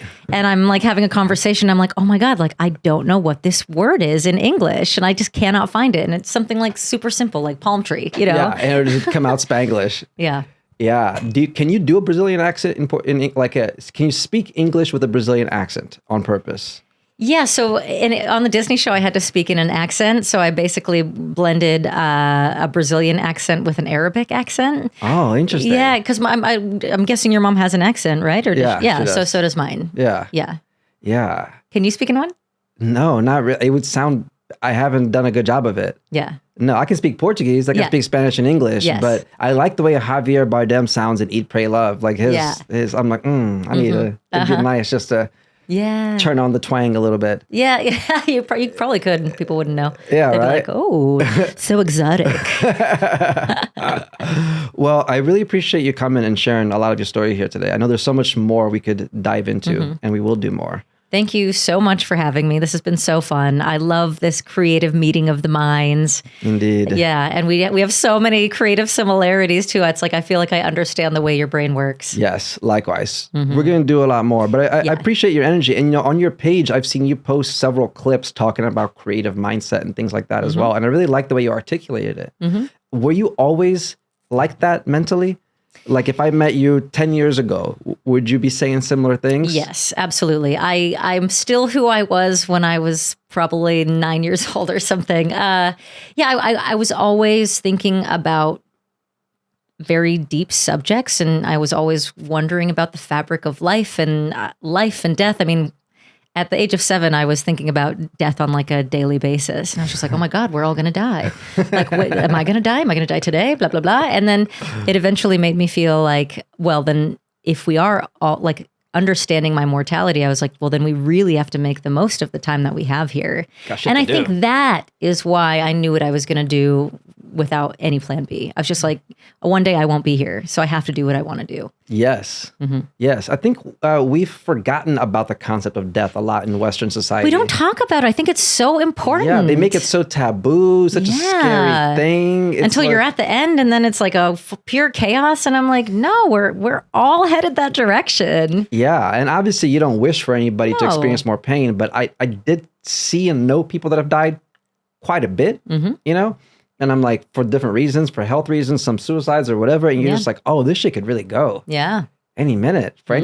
Even if you have the best of plans, right? And Absolutely. It's like, this is the time to do it. Right now. Like I remember being really young and promising myself that I wouldn't get to my deathbed and look back and have regrets and feel like, oh, I wish I had risked a little more. I wish I had tried this. I wish I had done that, or told people that I love them, that I love them. I'm like, no, I'm going to do that now. Yes, exactly. And especially because there's a timeline for certain things. Some things you can do forever. Yeah. Other things not, right? Like physical adventures, it's definitely more front end heavy, right? So that's why I took up snowboarding. I was like, I'm going to tell my kids one day that I lived next to all the snowboard mountains and never learned. Yeah. It's like, that's crazy. Same thing with now I want to get better at surfing. I've only taken a few lessons, but I'm like... Are you someone when you get like into something, you get kind of obsessed with it? Yes.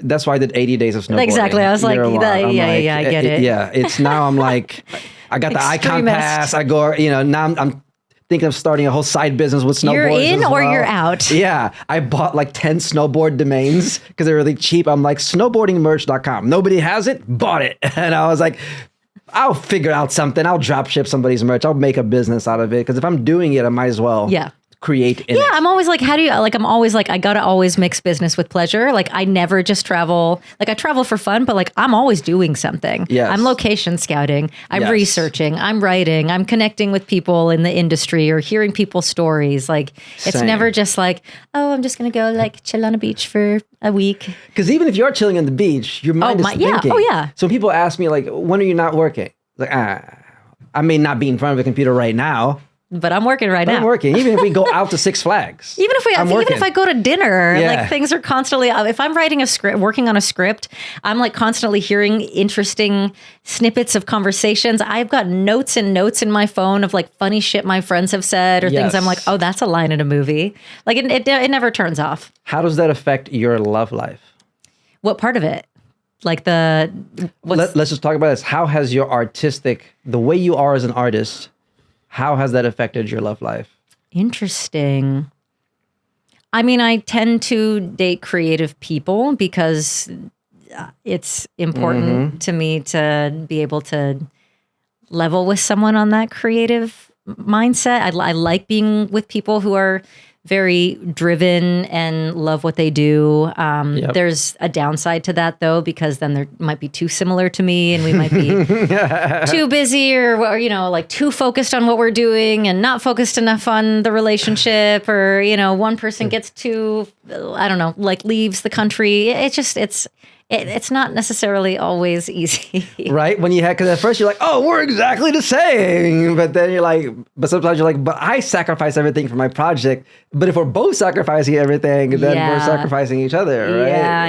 Yeah. And it's like, so my parents have been married 37 years and they're still madly in love and happy. And, but they're so different. Like I keep dating, like I feel like I'm always dating people who are similar to me. Because again, we just like, we get each other. But then it's like my mom's like a little like firehouse Brazilian, and then but super passionate, super warm and loving. And then my dad's like very reserved and meticulous and thoughtful, but also very funny. And like they balance each other out. Yeah, that's an interesting thing to think about, right? Because on one hand, a lot of times, I remember when I was younger, I would think, okay, I would picture my ideal woman as what is really like a business partner or like a creative partner, which really means, why don't I just find that person as a creative partner in the first place and not have to blend the two? Because I started businesses with almost all my exes. I know. But there still is, I don't know. There is something so attractive to me about building something with someone. There is. I still keep doing it. Me too. I'm preaching lessons about it, but I'm still doing it. I'm still doing it.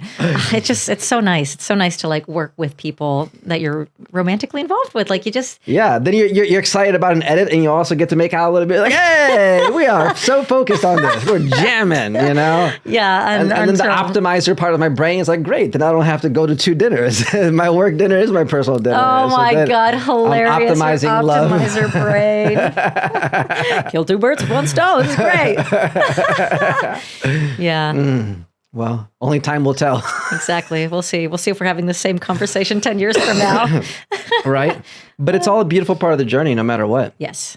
Right. Because I wouldn't have done it any other way. Yeah. I think each of the times that I've had relationships that have either started as creative friends that then we started dating, or vice versa, started as dating and then creative friends, it always led to either an insight or a lesson or setting me up for the next gig. Absolutely. Like my like 5th ex ago got me my dog. Yeah. You know, I'm like, that was worth it. Yeah. All the fights was worth it because she got me the dog. Yeah. You know what I mean? Even though me and her don't talk anymore. But that's the silver lining mentality too, right? Of just like seeing like the positive things that came from maybe some challenging experiences. I'm also still friends with most of my exes. Yeah, same.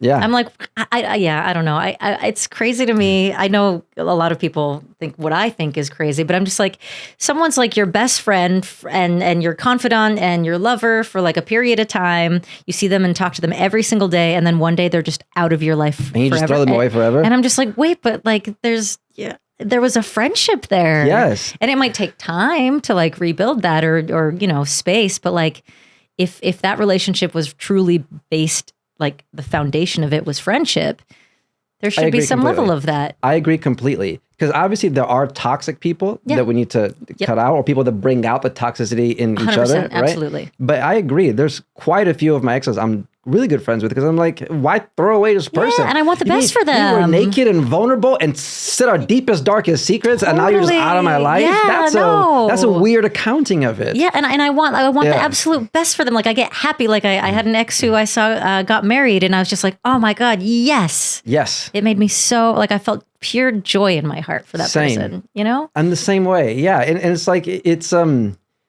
unnecessary to throw away people in your life just because you're no longer fucking them. Yeah.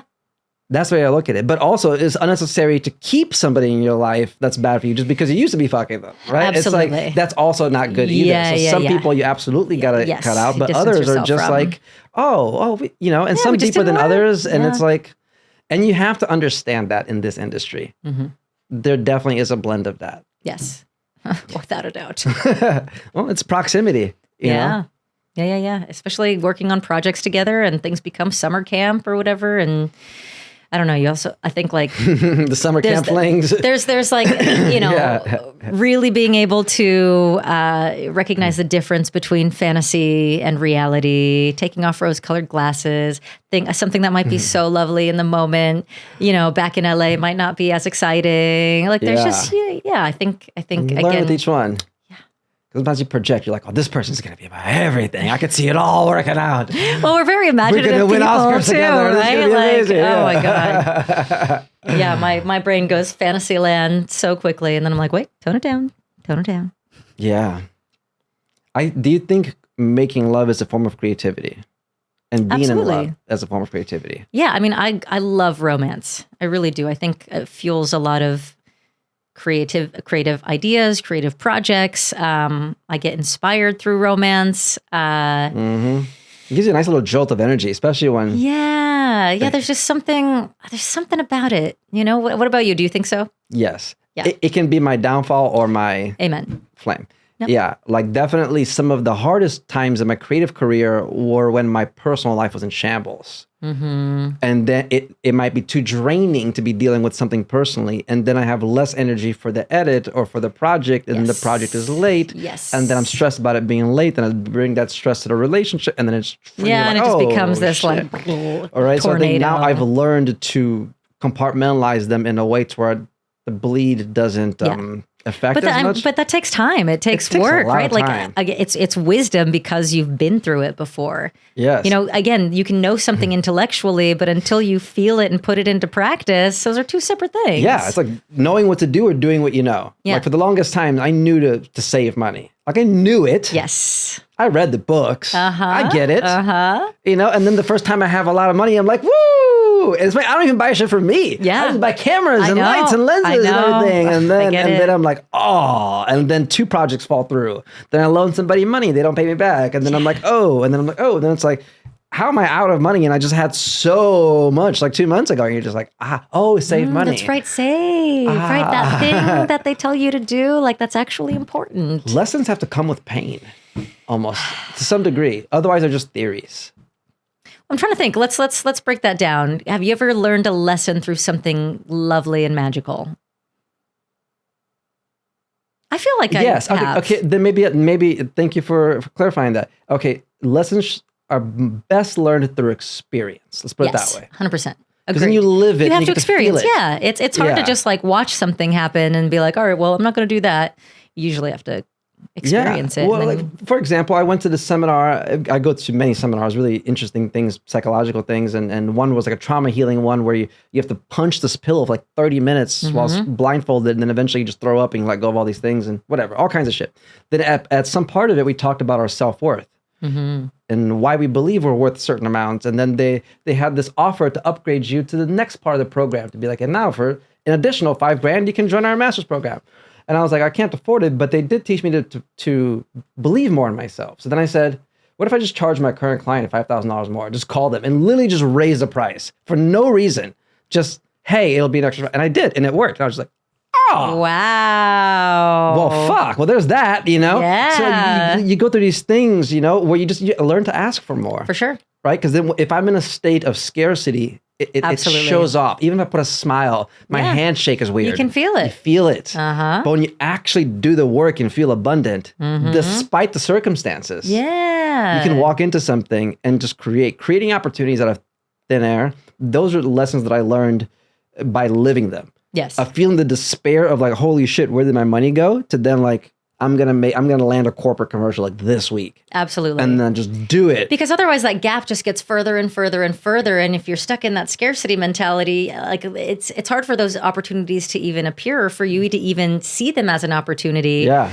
So, the work is when you're in that space and being able to almost like trick yourself and be like, but you're not really tricking yourself because you're connecting to like who you are at your highest version of yourself, which is who we are. Yes. And it just kind of gets fucked up by, you know, life experiences or whatever. And you're not lying. You're not pretending to be something you're not. You're tapping into you. Yes. Because you can feel abundant. Abundant with focus, abundant with energy, abundant with creativity, even though not abundant with money. And you're like, okay, well, I can attract the money because I could be abundant with my value that I bring to the client. And just, so you know what? It's going to cost you an extra $5,000. And they're like, okay. And you're like, all right, well, there we go. And then the second it's like, and those little wins like allow you to make bigger and bigger decisions and expand what you believe is possible. Yes. And I think when we don't take risks, it becomes limited. We start feeling like we can't ask for more. We can't see a world beyond what our situation or circumstances right here. And it's self-fulfilling prophecy at that point. Absolutely. Because then we say nothing's going to work out. And we show up with a shitty attitude, then it doesn't work out. How could it work out? You know, and it's not like woo-woo stuff. It's like, you got to think about it. If you're feeling good, like on your best day, you're just feeling great and you walk into a room and it's infectious and you're laughing and people want to be around that energy. And then, you know, you're in a flow state and you're coming up with different ideas, like things are going to happen. But if you're feeling like nothing ever works for me, no one cares about anything that I do, nothing's ever good enough, like it's in your body language, it's in the way you look at people or don't look at people or talk to people or don't talk to people. And then you go home and you're like, yeah, that didn't work out. And you're like, well, you didn't look anyone in the eye. You didn't like smile. You didn't like have a connection with your surroundings because you were so deep in this like spiral. And so much can happen with a connection like that. Yeah. Just the right attitude in the right room. You're nice to the right person. Even if that person's not important, maybe they're best friends with the important person. You don't know, you know what I mean? And you shouldn't do it to get the opportunity anyway. But but just tapping into the abundance. I think all my life lessons had to be learned as experience, although I had a lot of knowledge early on. Yes. Early on in my life, I could talk at a dinner table and say the right things quite well. I could talk about investing with the right words in the right order. My bank account didn't match it. Yeah. So I think as I grew up, it was about, okay, now applying that and learning it and then losing money to be like, I should save it. So next time there's a big royalty payout, take 80% of it and put it into savings and pretend like I only got 20% of that payout. You know what I mean? Absolutely. And just scooch it, and now I realize what's actually worth more to me. Yeah. What is my definition of luxury? Like I said, it's not going to be a fancy chicken dinner plate. Yeah. Because they don't get good after a certain point. It might be a fancy camera. Exactly. Or 90-minute massage or something, you know what I mean? Or a very comfy neck pillow. Or like I figure out what my luxury is Absolutely. now. And I'm really grateful for these kinds of exchanges. Yeah, absolutely. These are I always, as I've gotten older too, I'm like, okay, does this situation energize me or drain me? Because I used to just stay in draining situations and around draining people for so long. And now I'm like, no, like I want to feel energized. Yes. I know my time is precious. I want to be around people who also believe time is precious, because when we're both in this state, like it's electric. It feels so good. And then it's like inspiring and, it makes me think of things in new ways. And you can do a lot more. Two people can do more than each individually put together. There's a magic umph there. Yes. Even if you're like tired and you're like, I want to just call it a day. But if you have a friend who's there with you, they can pick up that energy for a little bit. And then you're like, oh shit. And then you're like, oh, you're right. Yes. Otherwise that other person might be like, yeah, let's just, like not do anything. And then you're like, okay, let's not do anything. And I'm like, no, I want to make the most of every moment. That is a good way to measure something, right? Is how much energy it gives you. Even from a thought of like food or whatever you take in. Is it giving me energy or is it taking it away? But obviously we all need to rest eventually. But there are certain things like, like right now, I'm energized. Yeah. Like after you leave, I got so much energy. Oh now. yeah, I'm like absolutely. Juice. And right? I'm going to channel it into something. Yes. It's funny because that happens a lot. Also, if I ever have like a really great date or something and they want to extend it, I'm like, oh, this is fantastic. I'm like, I'll see you tomorrow. I'm juiced now. I'm going to do a late night editing session. So true. It's like, not that we're in a great mood. Let me channel that real quick.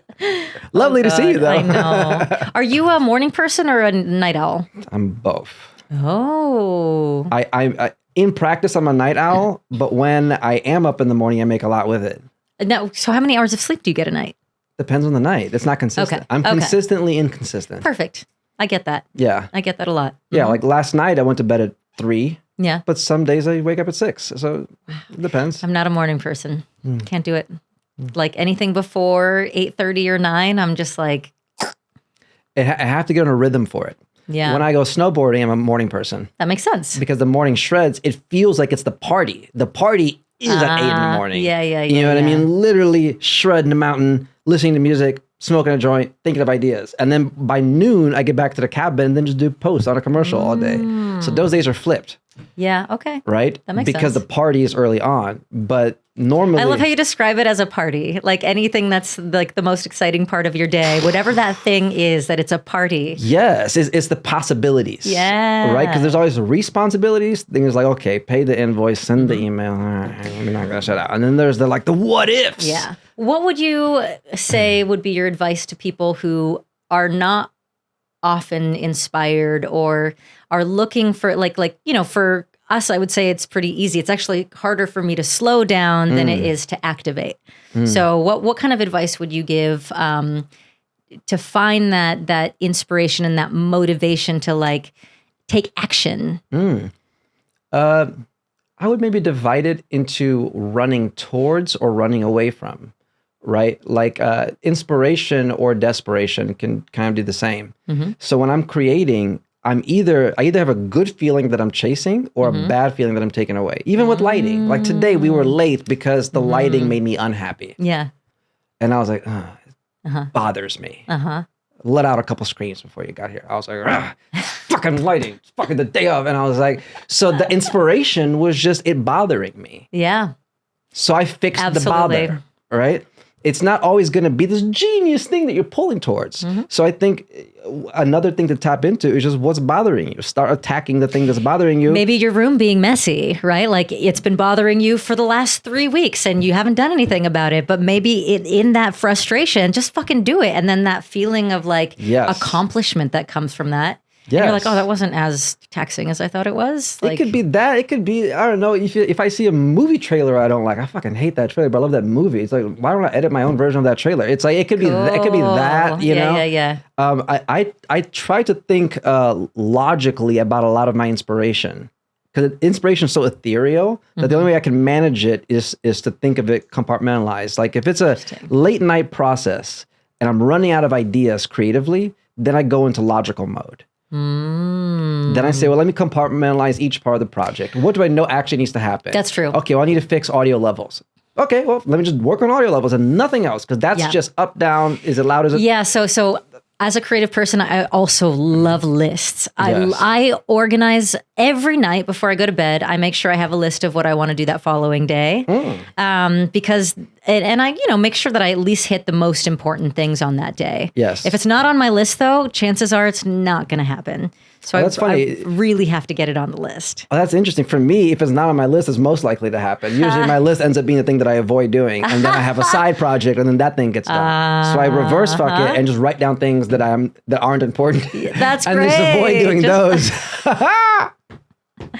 See, you have to mind fuck yourself sometimes. You do. I remember in my early 20s when I would like spend too much time, wanking off instead of working. I said, what if I scheduled wanking off and just procrastinate on that? Hilarious. So you would actually write that in? And then I would avoid it by doing work. Oh my God, that's so funny. It's like, I just don't want to do the thing I'm supposed to do. Psychology. That's so See, but you have to really know yourself at that point, right? Like you got to know yourself. Yes, because I need to get the shit done, right? So there's me, and then that goes into the conversation of who am I? Right, I'm just infinite consciousness witnessing life through the fractal experience of me, of this body. So when I say like I love myself or I hate myself, who's the I and who's the self? Yeah, right. There's a witness inside of me, inside of this. You know what I mean? I'm witnessing my life. I'm not. You know what I mean? Yes, I do. So when I'm not being creative, the witness in me is like, well, you got to do something else. Right, because it's not supposed to be that hard. Creativity is supposed to flow. Yeah. If it's that's a logistical problem or something. It's like, I'm not in the right state. I'm either not physically well, mentally well, or logistically set up wrong. 100%. It's one of those things. I think also because when I'm doing creative work for clients, I can't afford not to deliver it. Yes. So whether or not I feel inspired is beside the point. You gotta get it done. The shit's got to get done. Yeah. So I'm like, oh, then fuck it. And sometimes doing that teaches me things for my projects that have no deadlines. They're just my personal projects that sometimes might not get done because I have too much freedom. For sure. So something I like to do, because I have a lot of personal projects, I give myself arbitrary deadlines. And I'm like, I have to get this done by Friday, or I have to get this done by the 14th, just because I'm like, if not, I might just let it linger and linger and linger. And I find that by putting these little time limits on myself, I like make sure to get them done. Yes. Okay. Well, if we're talking about productivity hacks, I'll give a couple more. Yeah. If I'm working from home and I'm procrastinating, I have to, a workaround that is to pre-plan something fun. Okay. So give me an example. Buy tickets to a comedy show at 7, which means I have to leave at 6, which means the edit has to be done by 5. Yes. Great. Because if I don't do that, the edit will take me till midnight. Yes. I'll somehow be editing and listening to a podcast and just kind of, mushy working all day. Yeah. But if I have a date or a thing, it's like then you have to get it done. You know, so that's a way to just put parameters on myself. That's good. I was gonna say another one right before that. Yeah. What was the one you were saying right before that? Lists or the arbitrary deadline. Okay. Yeah. When I'm mapping out stuff for clients, I'm like basically perfect for them. For shoot for a client, I can plan it to the T. Yeah. For myself, I sometimes am overly ambitious with what I think I can get done in a week. So I try to consider what's the weight of this commitment? Right? So instead of me saying, oh, this thing is due by Friday, what am I going to do it on? Not a due by date, a due on date. So if instead of, oh, this thing is due by Friday. Yeah, well, it's going to take 8 hours. Where am I squeezing those 8 hours? Is it all done Thursday? Is it 4 hours Thursday, 4 hours Wednesday? Because when I'm making a commitment, if I don't divide that out, if I'm just guessing, I guess by next Friday it'll be done. Okay, so you have to break it down by how long each thing is going to take you. Because there's always some variable that throws it off. But what about, so do you write as well? like narrative right? No. Yeah. Okay. So the only issue I would have with that, because editing, that makes sense, because you can usually tell like in order to edit this commercial or this scene, like I know how long it takes me to edit, blah, blah, blah. And even that I don't. I break that up into sections. Wow. I say, okay, like for example, I'm doing this like 2-month-long campaign for a tech company, right? And we're doing like 8 different shoots, and the edit is kind of in different phases. So now I say, okay, to just digest the footage from this shoot is 2 days. Yeah. To then do roughs is 2 days of roughing. Not guaranteeing it'll be good. 2 days of rough. Then you have one that, and I try to break it down like that into all these individual segments for it to make sense. Otherwise, if I just say it'll be amazing by Friday, what if it's not? Yeah. Also, because I do 5 projects at once, I don't have room for them. Now, with that being said, I still don't follow my own schedule, but I have to consider that. Right. Like if I plan right now that tomorrow from noon to 5 I'm going to edit, I'm definitely not doing that. Yeah. I'll write it down, but at least I know. Now, do you set timers? Yes, that's helped me a lot because now I'm launching a creative academy, right? So one of the things I'm doing is I'm also teaching people how quickly things can get done. Yeah. So I've been like as of the last month, I've been recording myself work on everything. If I'm doing an edit, let me film it, let me time it. That way when because I have like maybe 5 full-time people-ish in our company and then a bunch of freelancers. Yeah. And a lot of times things get too loosey-goosey. Yeah. Because, I'm like, no, this thing takes X amount of time. Yeah, so then I have to do it. And I'm like, look, I did this whole edit in 20 minutes. So therefore, this is the standard. Yeah. I record it, I systematize it, I teach it, and they do it, right? That's a new way I do it now. Timers. Yes. You set timers. I think freedom is a double-edged sword. I work from home. Nobody tells me what to do. Therefore, I am my own worst enemy. Yes. Because there's nobody telling me not to listen to a podcast while I'm doing a thing or do 4 things at once, right? So when I have filmed myself working, I'm like, hey guys, this is how quickly you can edit a trailer. And I have to say it. I have to say, well, now I'm pulling the selects, and now I'm unsure about the ending. And now it gets done in like 5 times the speed. That is fascinating. I'm going to try that. Because I have to create a narrative of what I'm doing. Ooh. It literally like 5x the productivity because I can't bullshit myself if I'm saying it out loud. Yeah. Because I have to say, well, I don't know what I'm doing for the ending, so let's find it. And then I have to find it other than and you feel that additional pressure of it's on camera. I got to do it. Yes. And then, I like to show off on camera, so I want to start with it and be like, look how quickly I did it. Yeah, that's kind of unfair, though, that you're like, it should only take you 20, like that's the standard. Like it should only take you 20 minutes. I hope you give some leniency to that. Yeah, but I set the standard. It shouldn't take them 4 hours. Fair. That's right? fair. But, if it takes them like 35 minutes or something, fine. That's fine, cool. Right? But I think a lot of times my mistake, in the last 4 years was when I started making real money. Yeah. Right? Prior to that, my per hour was good. Yeah.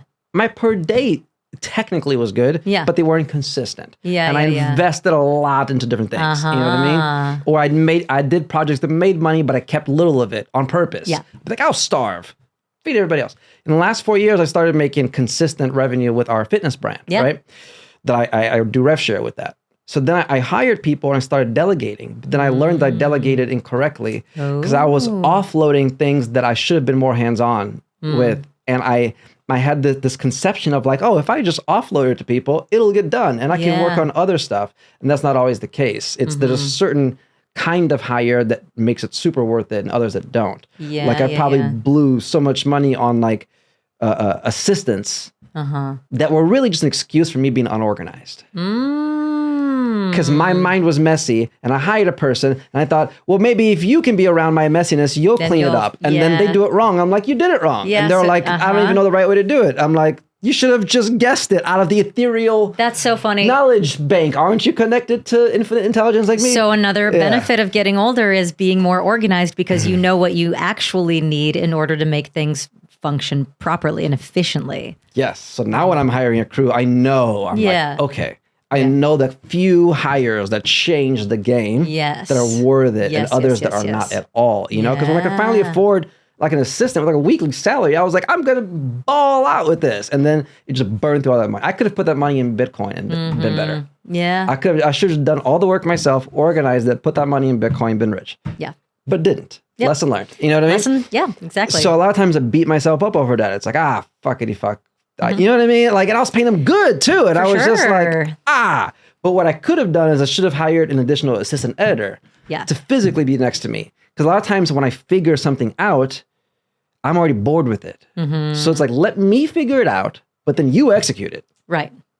Before, the mistake I made was hiring them to figure it out and to execute it when that wasn't their expertise. Yes. You know what I mean? Yeah. If somebody is an expert accountant, I'm like, yeah, sure, do that. For sure. That's not my expertise. You know what I mean? But now it's like my brain needs to solve the problem. And then I hire people for the execution. But yeah, I mean, that's like being a director, right? Like you have the vision and then you have to be able to express that vision and hire the right people. Like you have to hire the DP to do the DP's job and this crew member to do this crew member's job. Like it has to be specific and everyone has to know their roles and be good at their roles so that it and you know what's funny? That's why I'm mad at myself. On set, that makes so much sense. I know, but long-term company building, when it's like they're assisting me across multiple projects, I'm assuming they'll just figure things out. And it's like, no, it's not that they were bad. I did a bad job hiring them. I shouldn't have hired them at that level of unpreparedness. Right. So now it's like, you know, I don't call myself a colorist, but I know Da Vinci better than most people. Enough to where when I hire a colorist, the whole thing's done in a day. Yeah. I'm like, but isn't that great? So also I would say the nice thing about doing as many things as we do is we really do know how to communicate to people because we've done it. We like know what it takes. Yeah. Like, I don't need the whole grip truck. It's like, I know what we need. Yeah. We need a couple kinos, a backlight, a diff and a that. Boom. Yes. But you got to have a little experience in there. Yeah. Because otherwise your gaffer might charge you like an additional 10 grand for like a package you don't need. Yeah. It's like, we're not doing any shots with that. Yeah. Yep. Yeah. That's been most of my realizations is realizing things. I was like, duh. Yeah. Hello. But you know, it's hard too. I find that like, because I push myself past my comfort zone as a go-to, I'm constantly, or in the past, now it's getting better. I would be like, find myself in fear a lot because I was always doing things that I didn't know if I could accomplish. New frontier. Yeah. Yeah. I mean, I remember, so my first paid writing job, I was writing 2 6-episode series, and I had to write 55 pages every 7 days. Ooh. And I was moving at the time, and I was working as an actress on a film at the time. Ooh. And so they were like, hey, can you write 55 pages every 7 days? And I was like, of course. And I was like, fuck, I don't know if I can.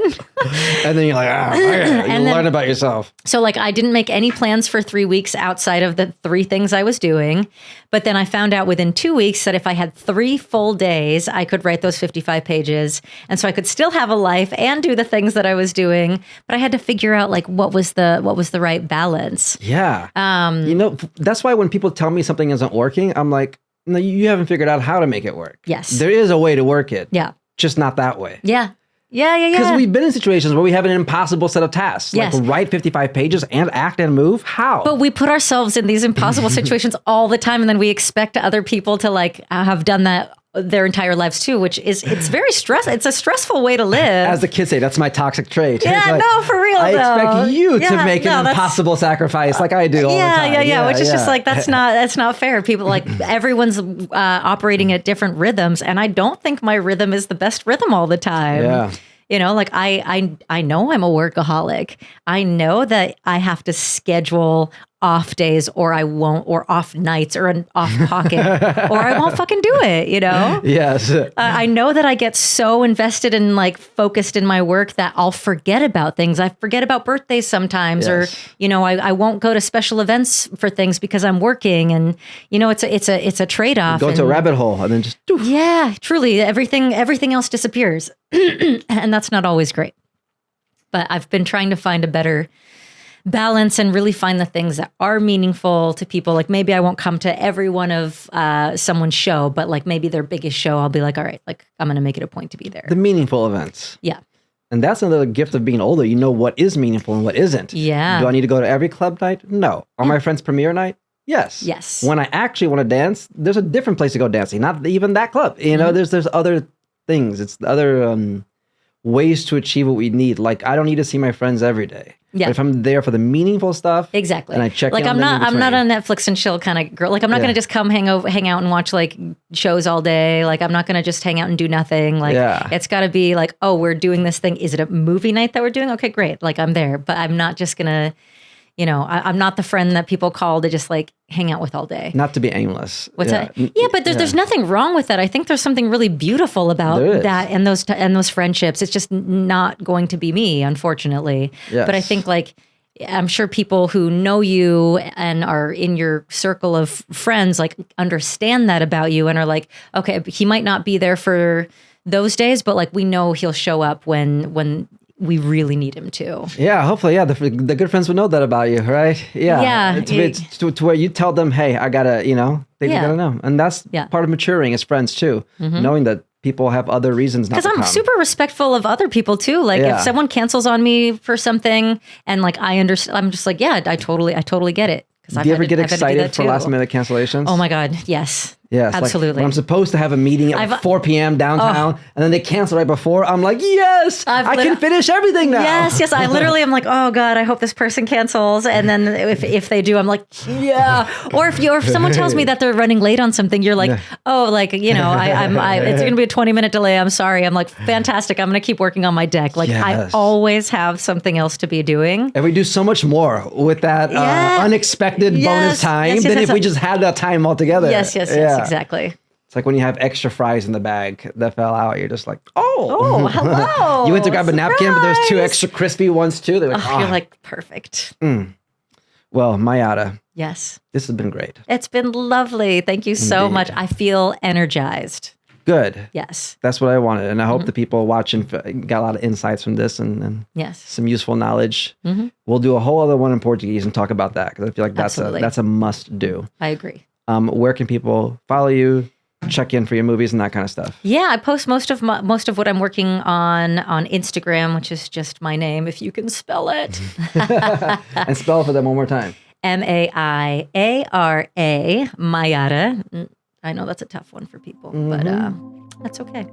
Yes. Yeah. And then, I've got a website, everything. You can find everything on my Instagram. Just follow her on the gram. That's the easiest way. Let's be real. Follow her on the gram. Stay put. Comment. Share. What you thought about this, and good luck on your journey, whatever you're working on. Absolutely. The world will be better by you focusing on what makes you happy, even if it fails. Even if your project sucks and it fails miserably, the world will be better by you doing that and, instead of stressing about other shit. And just keep going. Don't stop. Truly. Yay. That's a wrap.